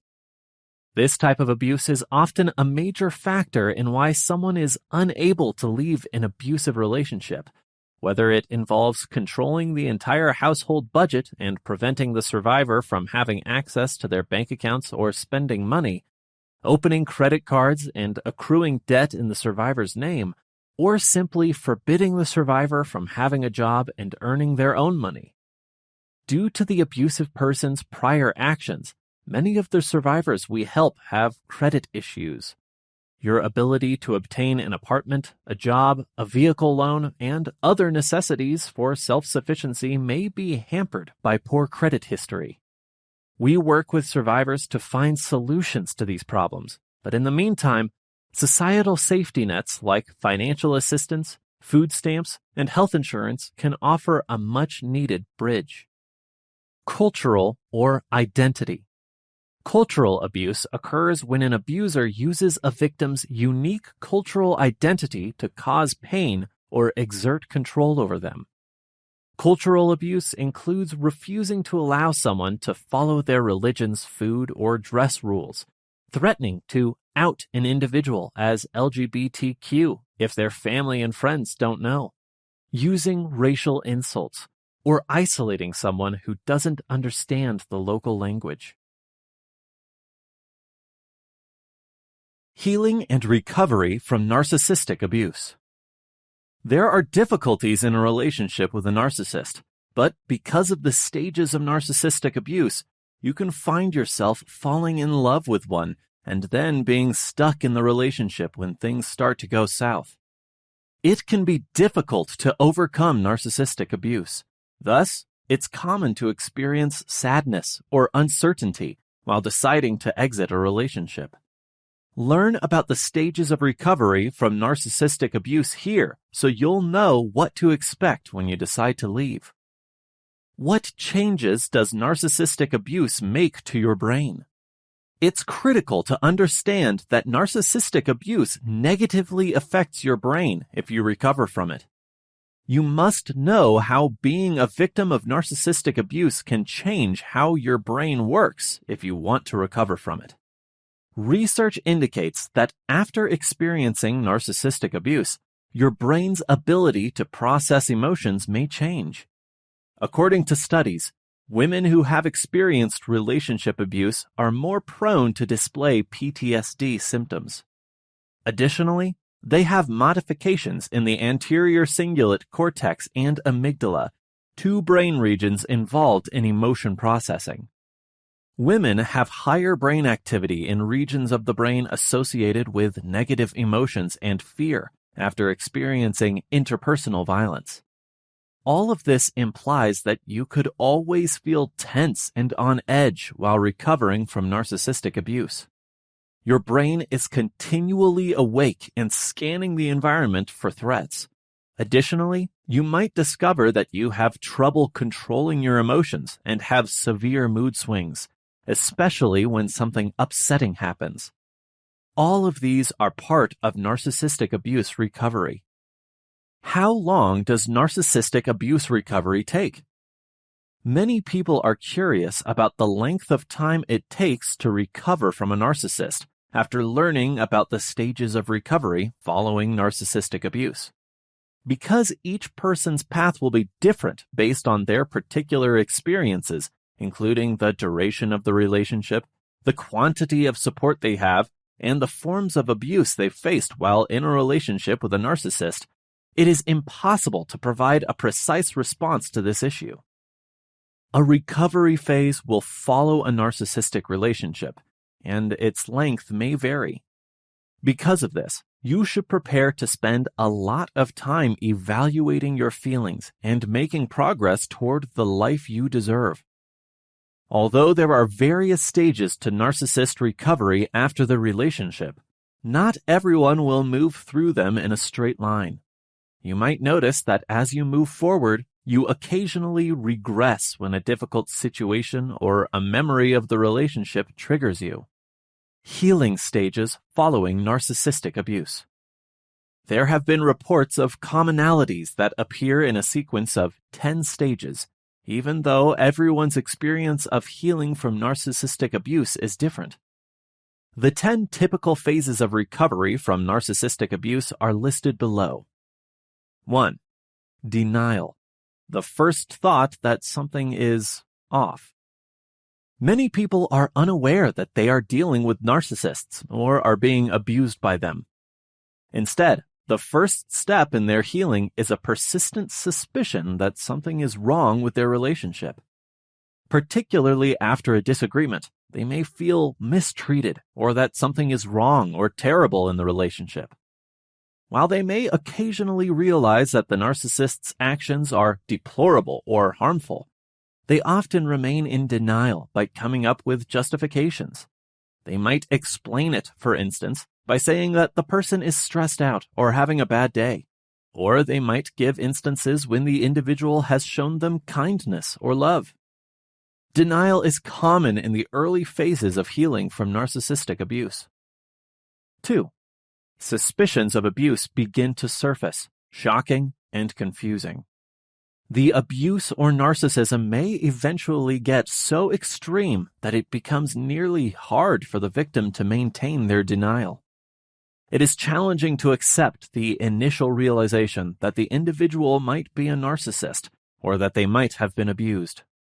It often accompanies shock, perplexity, and cognitive dissonance. When something is wrong or harmful, yet you struggle to accept it, you are experiencing cognitive dissonance. This can cause an internal struggle where the individual may alternate between blaming the narcissist and themselves. This stage might last for some time, but eventually ends in acceptance, signaling the passage to the next stage. 3. Identification. Identifying and naming of narcissistic abuse. The back and forth eventually settles into a final acceptance that the person is an abusive narcissist. After studying narcissism, narcissistic abuse, or opening up to someone else about the abuse, the person may experience this challenging insight. Acknowledging and naming the abuse is a crucial turning point, since it is nearly impossible to revert to a state of denial. People often hold out hope that the narcissist in their lives will heal, change, and stop abusing them. They might even try to save the relationship by going to counseling or enlisting the help of the narcissist. Rarely are these attempts successful, and as a result, the person is often forced to go to the next step of separation. 4. Distancing and separating yourself from the abuser. Eventually, narcissistic abuse victims conclude that the abuser is either unable or unwilling to change, and it is up to them to have the courage to leave. This may be the case, beginning with a trial separation, break, or simply taking space away from the abuser by limiting contact. This typically starts with a vicious cycle of abuse, narcissistic wrath, and love bombing. The need to quit the relationship with the narcissist will eventually become apparent to the person. This may be a nasty, traumatic process, particularly for individuals with personal relationships, shared assets, children, or other ties. In these situations, it's typical for the narcissist to turn vicious and vindictive, sabotaging the victim, using the law or other means of retaliation, or using other measures to exact revenge. 5. Complicated grief, emotional turmoil, including anger, guilt, and sadness. After separation, a person recovering from narcissistic abuse may develop complicated grieving or complex post-traumatic stress disorder, CPTSD. Contrary to a normal grieving process, complex grief often entails a range of feelings such as anger, remorse, desire, and sadness. It may be challenging to truly grieve the loss, accept that the relationship is finished, and experience closure due to these conflicting emotions. These emotions could be made even more difficult by lingering worries about what the narcissist will do next to hurt them. The best-case scenario often occurs when the narcissist discards the individual by ceasing all communication, making it difficult to grieve and find closure. Maintaining a healthy distance from narcissists is incredibly difficult due to their severely impaired emotional and social capacities. 6. Education. Obtaining knowledge and assistance to recognize the abuse. Education is a crucial component of recovery for many persons who have severed links or terminated a relationship with an abusive narcissist. They can better understand their experiences by learning more about narcissism and abuse from self-help books, support groups, or online publications. Thanks to the study, many people find that other survivors share their narcissistic abuse experiences. This can be quite affirming and help those in recovery find assistance and understand the abuse. In addition to empowering abuse victims, this method can help them move on to the next healing phase and achieve closure. 7. Healing the wounds of narcissistic abuse through self-care. Finding abilities, outlets, resources, and self-care techniques that aid in the beginning of the healing of the abuse's long-lasting wounds is the next stage in recovery from narcissistic abuse. In this phase, people discover how to get in touch with their emotions, desires, and requirements. This often entails developing self-love, practicing better self-care, and putting one's self first. Narcissists often underestimate, disregard, or violate the needs, wants, and feelings of others, which can lead their victims to become estranged from themselves. Rewiring these inner connections and learning to respect and acknowledge their needs via self-care are the main goals of this healing stage. 8. Restoration. Taking back their independence and starting over. People with narcissistic tendencies are infamous for pressuring and guilting others into spending most of their time and effort taking care of their needs while ignoring their own. Additionally, they often employ abusive methods to exert tight control over their actions, attitudes, whereabouts, and interactions with others. Many people romantically involved with a narcissist exhibit codependent tendencies and have dedicated their lives to caring for others while putting themselves last. This is why it's crucial for someone recovering from narcissistic abuse to focus on creating a new life for themselves. Rebuilding a meaningful life around what they value, need, and want is a part of this process. For instance, some people might want to return to school, change occupations, or follow their hobbies and ambitions. For many, this phase also entails creating a network of allies who can form mutually beneficial relationships. This phase is essential to getting past the abuse and on the path to a more hopeful, content, and purposeful life. 9. Making sense of the abuse and bringing it to a close. Most people believe they have healed their emotional traumas at this point. They are no longer tormented by grief or daily struggle with the effects of the abuse. Getting to this stage may be sufficient for some people, but others feel compelled to continue. Finding meaning from the suffering of their experiences is a common phrase they use to characterize the next stage of their healing. This does not imply that they appreciate their friendship with the narcissist or are happy they were harmed.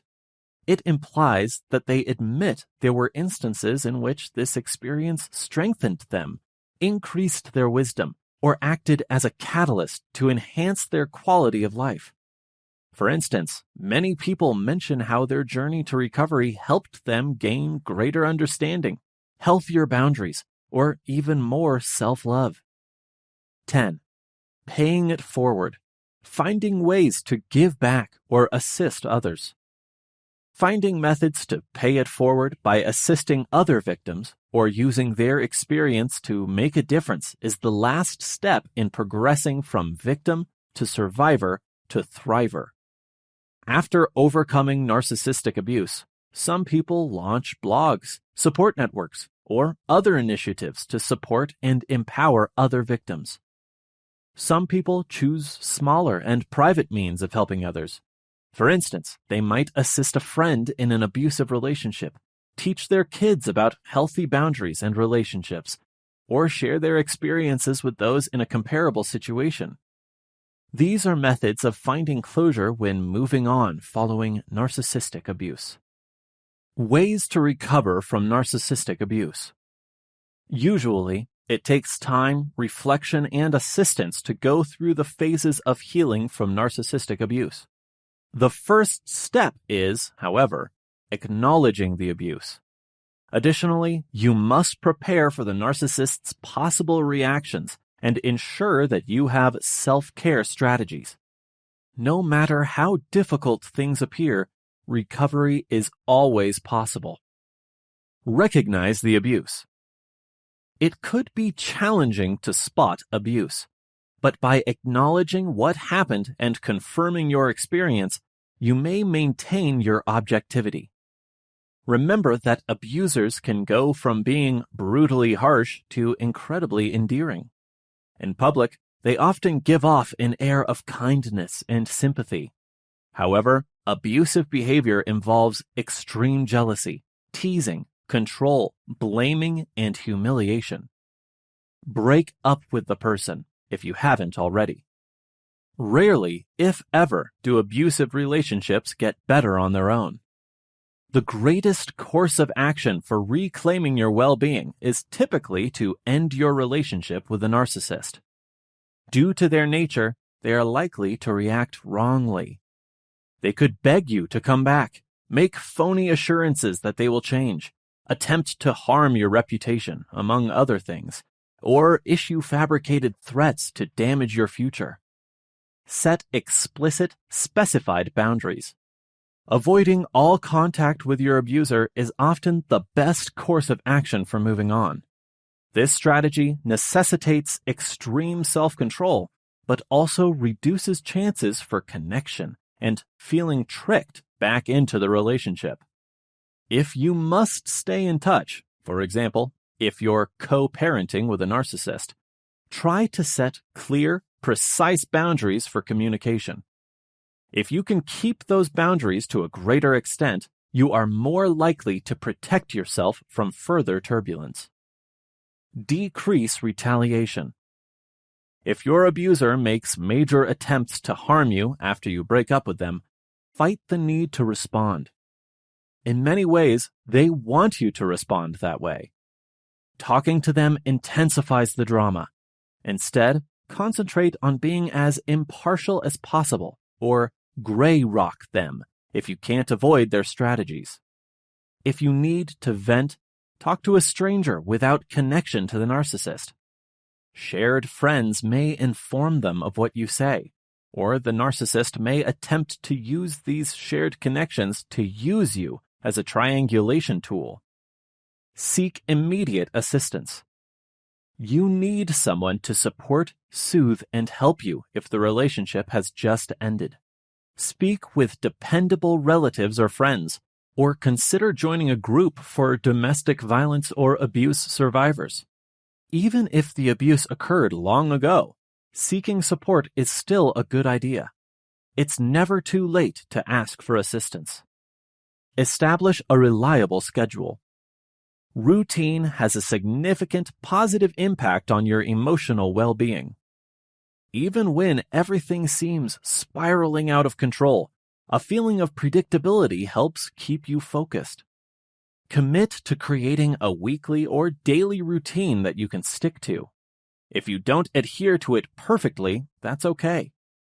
Having a template in mind can help you relax when you feel disorganized. Be ready to grieve. Pain can result from any loss, even a pleasant one. After quitting a painful or toxic relationship, many people experience intense grief. This loss could be challenging. Remember that these typical grieving symptoms typically go away as you progress through your recovery process. You can have feelings of numbness or detachment, difficulty trusting others, a sense of desire for the abuser, or difficulties going about your daily activities. Describe your feelings. When you first recover from narcissistic abuse, your feelings can feel intense. Don't try to contain or stifle them. Rather, acknowledge them and let them go. If you find it difficult to put your feelings into words, consider using your creativity in music, art, or journaling. Rediscover who you are. Many people in narcissistic relationships give up their identities. They begin to feel somewhat empty, or as if they no longer know who they are or what they like once they recognize the abuse. If this is you, try to focus on all the benefits of rediscovering who you are. Make a master bucket list, or write at least 3 to 5 things you wish to try in the coming month to get some inspiration. Increase your self-care. Self-care is the process of looking after your physical and emotional health. In its most basic form, self-care involves attending to your basic needs.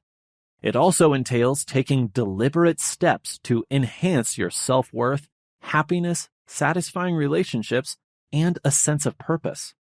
Think of ways you can make your everyday self-care rituals better. Try to be kind to yourself. Anyone can experience narcissistic abuse, so you are not to blame for what you went through. Your ability to move on is only hampered when you blame yourself. When you can, try to be nice and compassionate to yourself. According to research, forgiving yourself improves your emotional health, interpersonal interactions, and attitude. Consider your options before you start dating. If your abuser was a romantic partner, resist focusing on a new relationship. You need time to sort through what happened and find who you are. You might be vulnerable right now, increasing your vulnerability to attracting more toxic people. Instead, concentrate on developing your relationship with yourself. Re-establish contact with those who can love and support you during your grief. Take security measures on social media. Online abuse and stalking are problems that worsen as our online connections grow. If you haven't already, unfollow and block the narcissist on all social media platforms. Make personal accounts for yourself and be especially cautious when sharing personal information. What someone might do with it is impossible to predict. Develop new routines.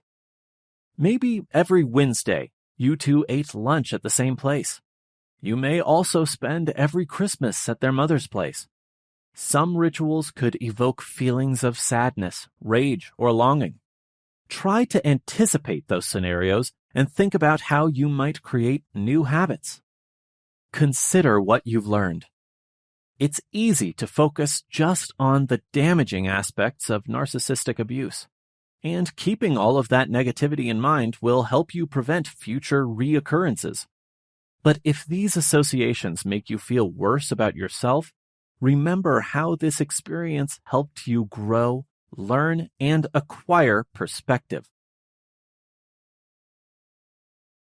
Healing and recovery from codependency and its roots. Codependency entails putting one's needs last to satisfy the needs of others. A codependent person places a strong emphasis on others. Other people, like partners or relatives, dominate their thoughts and actions. Codependency often manifests in toxic, imbalanced relationships. A codependent person often seeks to protect others from themselves.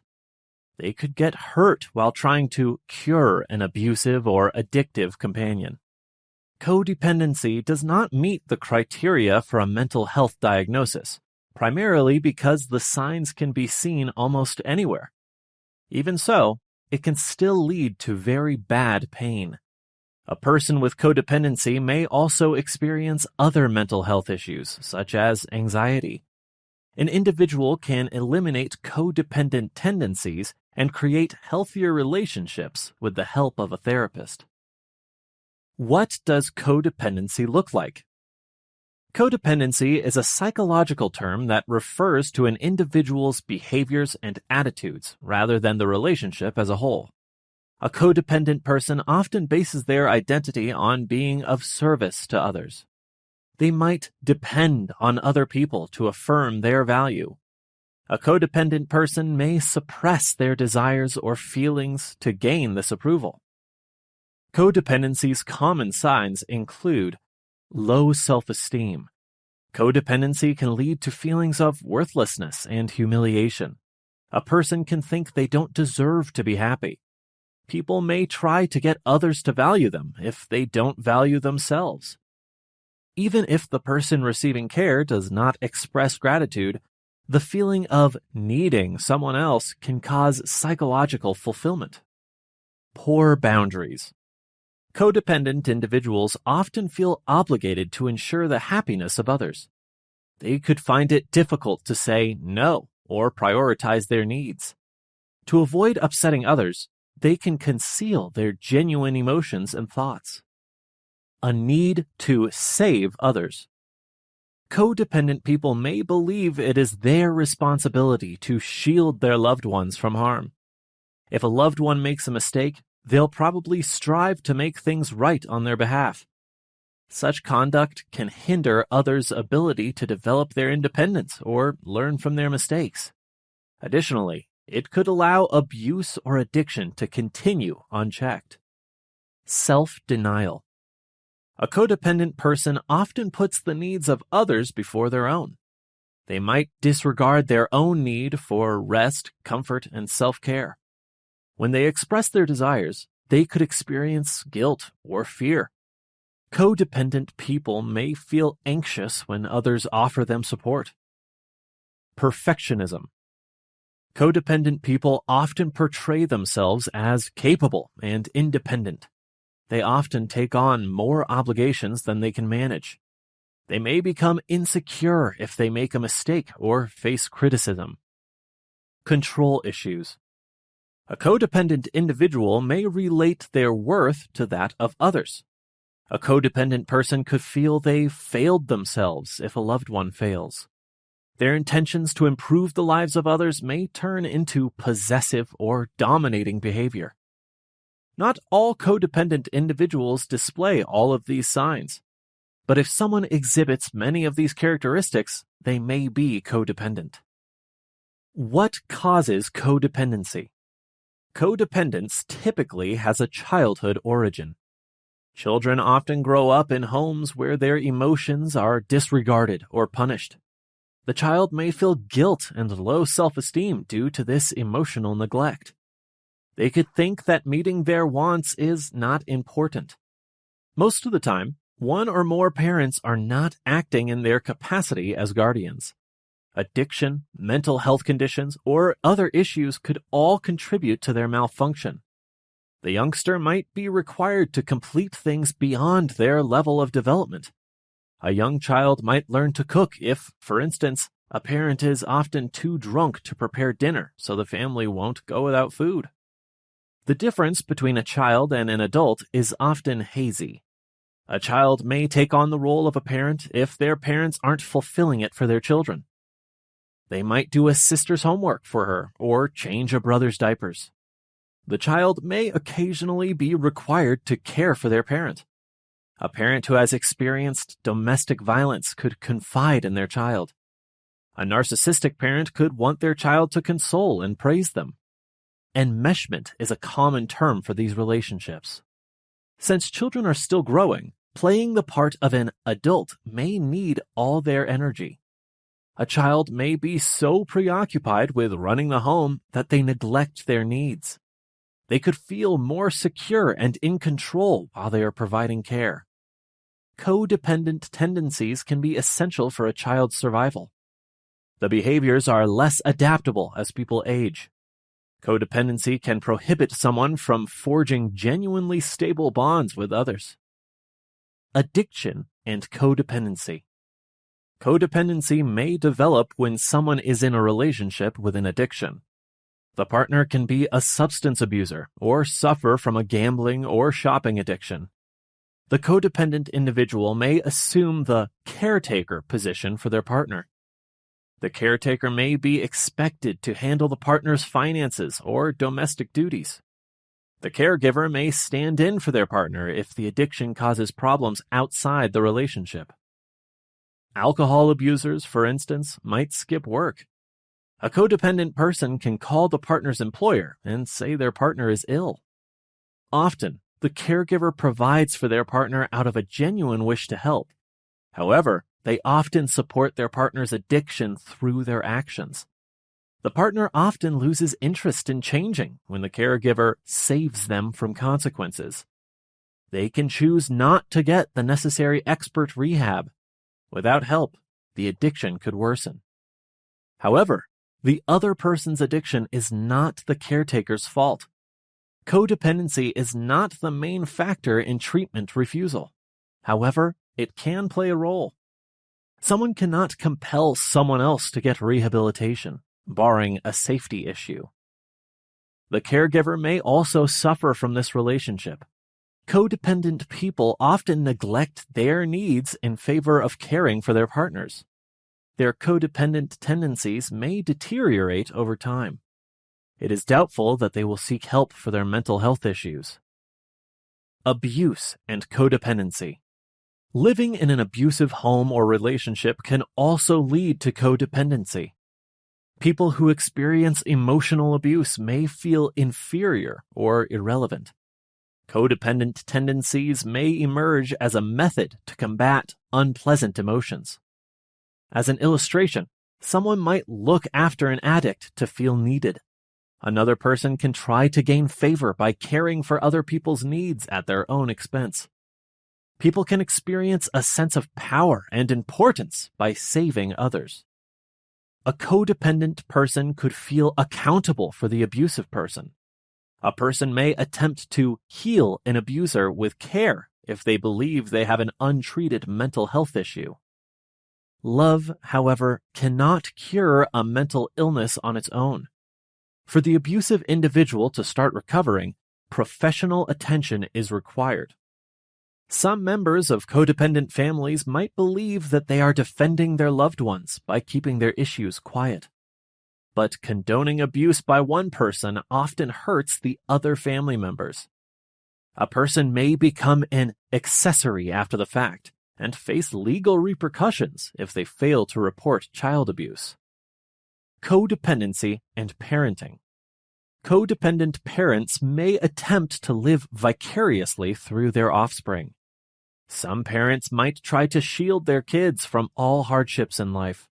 Others could try to manipulate a child so they mature and achieve the parent's standards of success. Children who engage in this practice run the danger of becoming codependent. Children gain a sense of independence when they are free to explore the world and make their plans. Children may learn to disregard their wishes if their parents make all the decisions. They can also develop the ability to put others' needs ahead of their own. These outcomes may last for years. A codependent child could lack self-confidence and have trouble making choices as an adult. They can look for relationships where someone else holds all the aces. Without help, the codependency cycle can last another generation. Codependency and caregivers. Every day, caregivers care for a loved one suffering from a chronic disease or disability. They might offer transportation, bathing assistance, or other daily aid. It might be challenging in and of itself to provide care. However, codependency can make the situation even more complex. You might question your behavior if you're a caretaker. Where do you draw the line between codependency and routine caregiving? Although every circumstance is unique, if you exhibit any of the following symptoms, you should be wary. Forcing a family member to carry out your instructions. You might have to insist on anything regarding someone's safety or health. However, making all of the person's decisions is not required. You don't have to push a loved one toward a more stylish wardrobe if they wear particular clothing. Putting the loved one at the center of your entire life. It can take a lot of time and effort to provide care. However, taking breaks from work and having a social life apart from your partner is crucial. Otherwise, you risk becoming frustrated and bitter. Making your loved one rely solely on you. Many people enjoy feeling necessary. However, there can be a problem if you view other caregivers as rivals or dissuade your loved one from being independent. Codependency can put a lot of strain on your relationship with a loved one.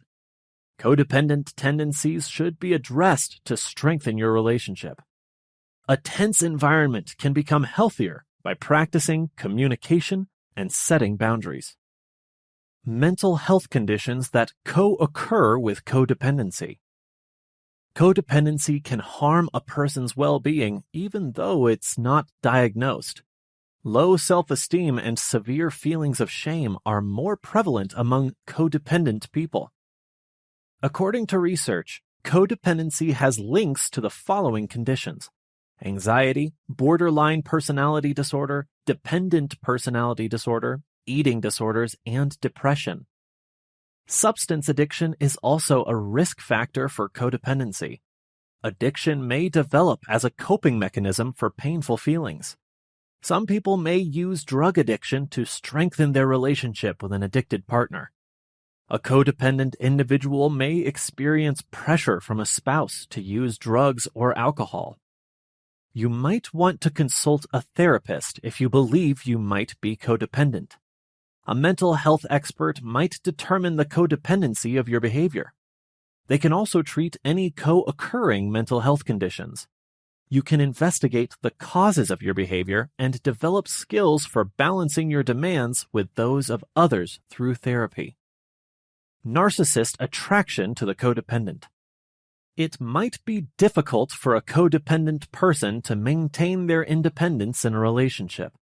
This becomes much more challenging when the codependent individual is dating a narcissist.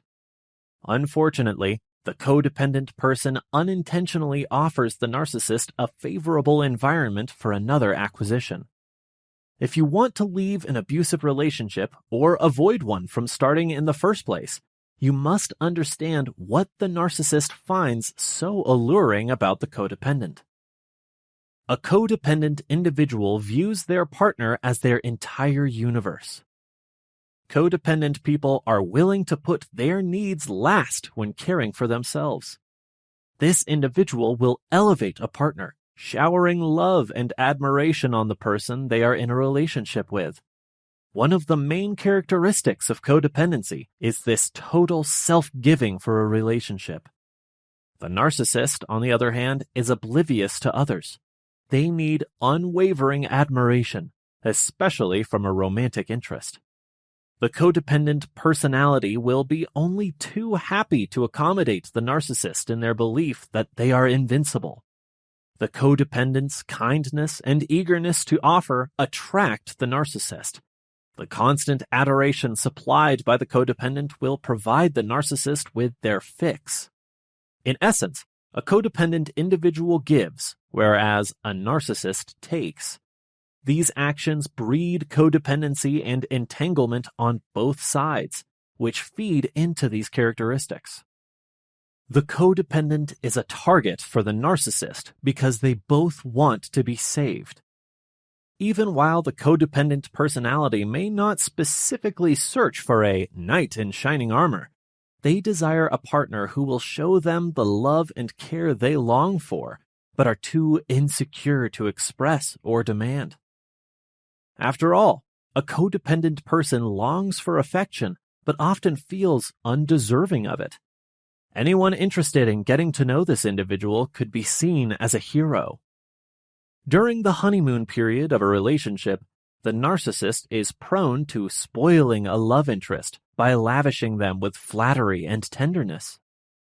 A narcissistic person could perceive the codependent as lonely and lacking in self-worth. The narcissist finds it much easier to pursue a codependent person since they put so much effort into impressing potential partners. To win someone over, the narcissist often utilizes extended flattery. This kind of attention is exactly what a codependent wants. Unfortunately, this attentiveness ceases once the narcissist controls the codependent. The narcissist often has to persuade their partner that the codependent believes they have done something wrong or are not good enough. The codependent saves the narcissist time and effort by accepting responsibility. The codependent person will now do even more effort to win over the narcissist, who can now relax and enjoy the limelight. The codependent may regard the narcissist in this relationship as their emotional or psychological savior. The narcissist will feed into this notion by convincing the codependent that the narcissist has done so much for the codependent. The codependent should express gratitude and be thankful. A lack of boundaries is a component of codependency. In a relationship, the codependent person tries to satisfy their partner to let go of whatever boundaries they may have with other people. This person can allow the narcissist to persuade them into doing anything against their better judgment or simply personal preferences. The codependent will probably stand by and allow the narcissist to dominate them. Even though the person defends others when necessary, they are unlikely to speak up for themselves and may let the narcissist bully them. No matter how challenging circumstances may become for the codependent personality, the most important thing is to avoid disappointing a partner and keep the relationship. On the other hand, narcissists may have personal boundaries, but they often transgress those of others. Everything revolves around the narcissist obtaining what they desire at the time. The narcissist doesn't have to do as much effort to control the codependent because the latter is so anxious to please a partner that they would overlook limits. A codependent individual will take ownership of their partner's actions. Even though the codependent person would never have done it in the first place, The codependent is willing to accept responsibility for anything a spouse does to avoid an argument or outburst to keep the relationship harmonious. For the codependent, accepting responsibility is far easier than taking a chance on a fight or confronting their partner about the issue. A narcissist is someone who never accepts responsibility for their mistakes. The narcissist wants all the praise if something positive occurs, but for anything bad, forget it. Because it satisfies the abuser's need to evade responsibility, this is one of the things that keeps the narcissist coming back to the codependent. A codependent is ready to relinquish control to appease their partner. A codependent person is so invested in every relationship that they are prepared to step aside and let their partner make all of the decisions, if doing so avoids conflict or keeps the other satisfied. It doesn't matter if the codependent approves of the choices made by their partner.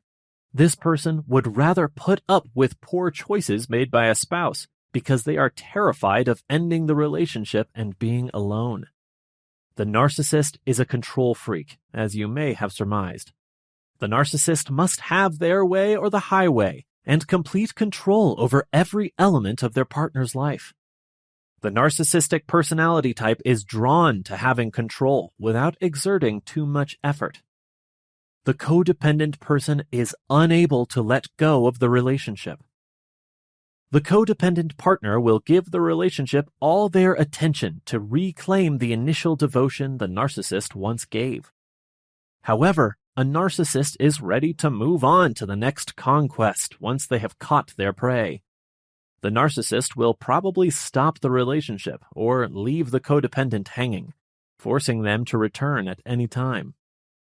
A narcissist will use a technique known as hoovering to keep a romantic partner from losing interest in the game or walking away permanently. They will have an explanation for their absence and then expect things to continue as they did before they left. Of course, the narcissist has no desire to remain here indefinitely. They want to ensure the other person is prepared to accept them and offer support whenever necessary. The narcissist's task is made easy when they are with a codependent. To maintain the relationship, the codependent person will cheerfully accept whatever the narcissist says. Although the narcissist may throw the codependent the occasional crumb to keep them hooked, they are unlikely to provide them the same level of undivided attention they did at the beginning of the relationship. In general, codependent people view ending a relationship as a failure that they cannot accept. Because a codependent's relationship becomes the center of their existence, they would feel worthless without it. This person can feel unable to be alone. As a result, a codependent who is in a relationship with a narcissist will likewise feel unworthy. Unfortunately, unless this individual gets over their codependent needs, they will be at the narcissist's whim, since they will keep trying to save or heal the relationship. Recovery from codependency. Codependent individuals often prioritize other people's needs over their own. They could experience bitterness and emptiness as a result. Additionally, they could end up in unhealthy relationships. A person can learn more effective social skills through therapy. Since codependent behaviors are often learned early on and reinforced over many years, codependency can be challenging to overcome independently. Codependency can be overcome to improve relationships, lessen anxiety and depression, and boost self-esteem. Therapy for codependency. Codependent traits can be recognized with the help of a therapist. A person can learn to identify and accept emotions they may have suppressed through therapy. Additionally, a therapist can help them understand how and why codependent behaviors became ingrained in their former relationships. Low self-esteem and perfectionism tendencies are common among codependents. Self-compassion education is often a crucial component of healing. In therapy, a person could learn to be patient with and forgiving of themselves. Their desire to overcompensate may wane over time. A therapist can also help individuals strengthen their interpersonal relationships. They could instruct the person on how to help others without condoning inappropriate behavior. Additionally, they could give the person practice with assertiveness. Getting together with peers in a group therapy or support group context can also benefit codependent people. Knowing when to say no. Saying no is one of the most difficult things for a codependent person. They may not notice when their needs aren't satisfied, since they are so accustomed to putting others before themselves. The person can be concerned that a no will end the relationship. But setting sensible boundaries might be advantageous to a relationship. There are fewer opportunities for misunderstandings when people express what they want and do not want in simple terms. A no might also encourage someone to focus their time and effort on the most important things. The codependent individual could become more energized and happier with time. These adjustments may strengthen the relationship as a whole. Depending on what someone needs, boundaries can change. A young couple may decide to limit the number of times they text each other daily. A discussion about sharing finances may occur between two people who are getting married. Simple boundaries that are communicated can increase trust and give both parties a sense of security.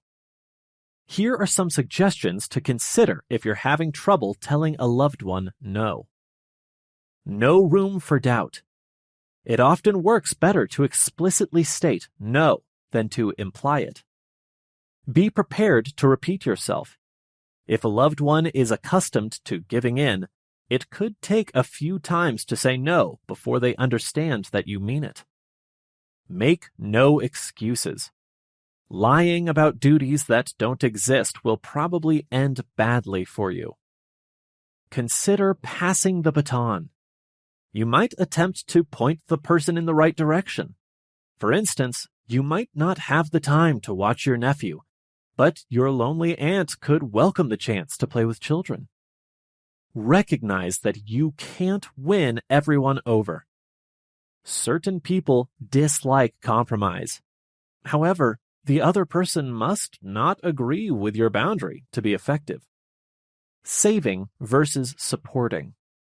Supporting the people in your life doesn't mean feeling like you have to save them.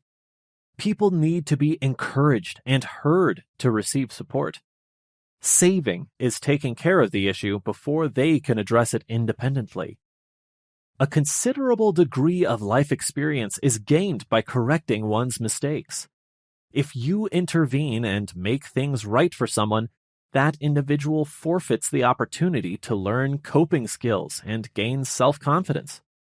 They might require those life skills in the future to address a comparable issue. Some circumstances cannot be fixed by assistance or preservation. Being the ideal family member or lover won't change someone's abusive behavior. It won't even end their addiction. Most people need mental health care before they can stop abusing others. Addicts to drugs or alcohol may also require rehab. Self-care for those who are codependent. It can be physically, intellectually, and emotionally draining to provide care. Because codependents offer so much, it can be crucial to schedule time for self-care. Self-care comes in many different forms. Exercise and wholesome food are two things you can do to nourish your body. Engaging in a hobby or socializing with friends can lift your mood. Any happy-making activity might be considered self-care. Like everything else, things can break down if maintenance is neglected. Burnout and compassion fatigue could result from not taking care of yourself. These conditions can make it difficult for you to care for anyone, much less the people you cherish the most. Ultimately, taking good care of both you and others around you is possible. Taking care of oneself does not preclude taking care of others. Set aside time for yourself. You deserve it. Communicating your needs in a relationship. How do you express your desires in a relationship? Here are some suggestions for expressing your needs in a relationship for a happier one. Determine what you need. Inquire within yourself, what do I need in a relationship? Finding your needs and wants in a relationship may seem like an obvious first step. However, there are situations when people can continue to feel down without understanding why. This is why it's critical to pinpoint the unmet demands that are the root of your frustration. Be certain of your requirements before trying to communicate them in a relationship. You should do this initial stage independently to precisely grasp what upset you. Take a seat, relax, and consider your requirements. If it helps you, put them in writing. Ask yourself, what need do I have in this relationship that isn't being met? Establish a meeting time, location, and method with your partner. Find the time and location where you and your partner can discuss how to convey your needs in a relationship after determining what they are. In a relationship, be sure you can have a focused talk without interruptions before expressing requirements. Your spouse might be unable to offer you their attention if you approach them while they are too tired or in the middle of anything. The talk will probably not go well if your partner can't offer you their entire attention, and none of your needs will be met. Make sure you're communicating effectively by choosing the appropriate channel. Imagine that you cannot meet in person to discuss your needs because one or both of you are out of town. You may consider the question, how urgent is this conversation? You should schedule a phone conversation or video chat if you feel it is vital to speak immediately. It would also be wise to wait until you can be together again if chatting in person is more important. Choose the best communication technique and an agreed-upon time for the best results. Use I statements when conversing with your spouse. Use I statements whenever you can, now that you're ready to express your needs to your partner or others. How do I statements work? These are verifiable assertions that only apply to you. You might use phrases like, I need more in this relationship, or I feel blank when this need isn't met. Since you are speaking from personal experience, when you utilize I words, no one can dispute the veracity of your needs or feelings. Speaking from your experience allows you to concentrate on yourself without blaming your partner. After expressing who you are and what you need, you can discuss potential ideas for meeting your needs. You might wish to ask your partner for something. Alternatively, you may ask them for suggestions on how to suit your needs. Avoid making grievances, demands, or accusations. The relationship may suffer when you express your wants to your partner and make requests, but your needs are still not addressed. Ensure your comments don't develop into demands, complaints, or blame directed toward your partner if you want to improve communication. Stop immediately if you criticize, demand, or blame your partner. If not, you risk putting your partner on the defensive and starting a fight. Ultimately, this may make it difficult for your partner to properly meet your requirements. Be truthful and specific about what you want.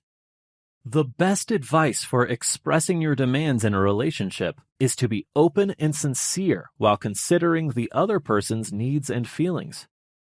Don't rely on your spouse to guess what you need from them. Give them a chance to understand the circumstances. For instance, do not claim that your partner is physically incompatible if you feel that certain emotional needs are not satisfied. Communicating your requirements constructively is crucial. Avoiding harmful criticism and being open to compromise and negotiation to come up with solutions that satisfy both parties. Conclusion.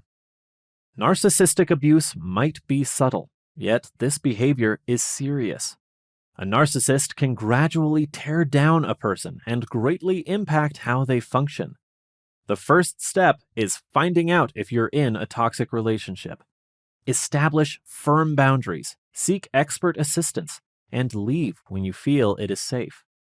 Abuse can sometimes be healed, but it takes time, and you can't do it alone. Abuse of any form can hurt both mental and physical health. You can feel neglected and unsupported if your loved ones continue to have doubts about you or advise you to move on. You could struggle to regain your trust in others as a result, causing you to feel alone and isolated. Therapy can help you start the healing process, whether you're just starting to recognize the early signs of narcissistic manipulation or are still trying to make sense of an abusive relationship you've already left. Therapy provides a secure environment where you can practice setting healthy boundaries, discover coping mechanisms for dealing with mental health problems, and investigate ways to reclaim your sense of self. A therapist with expertise in abuse recovery can support you in the early stages of recovery, validate your experience, and help you realize that you are not to blame.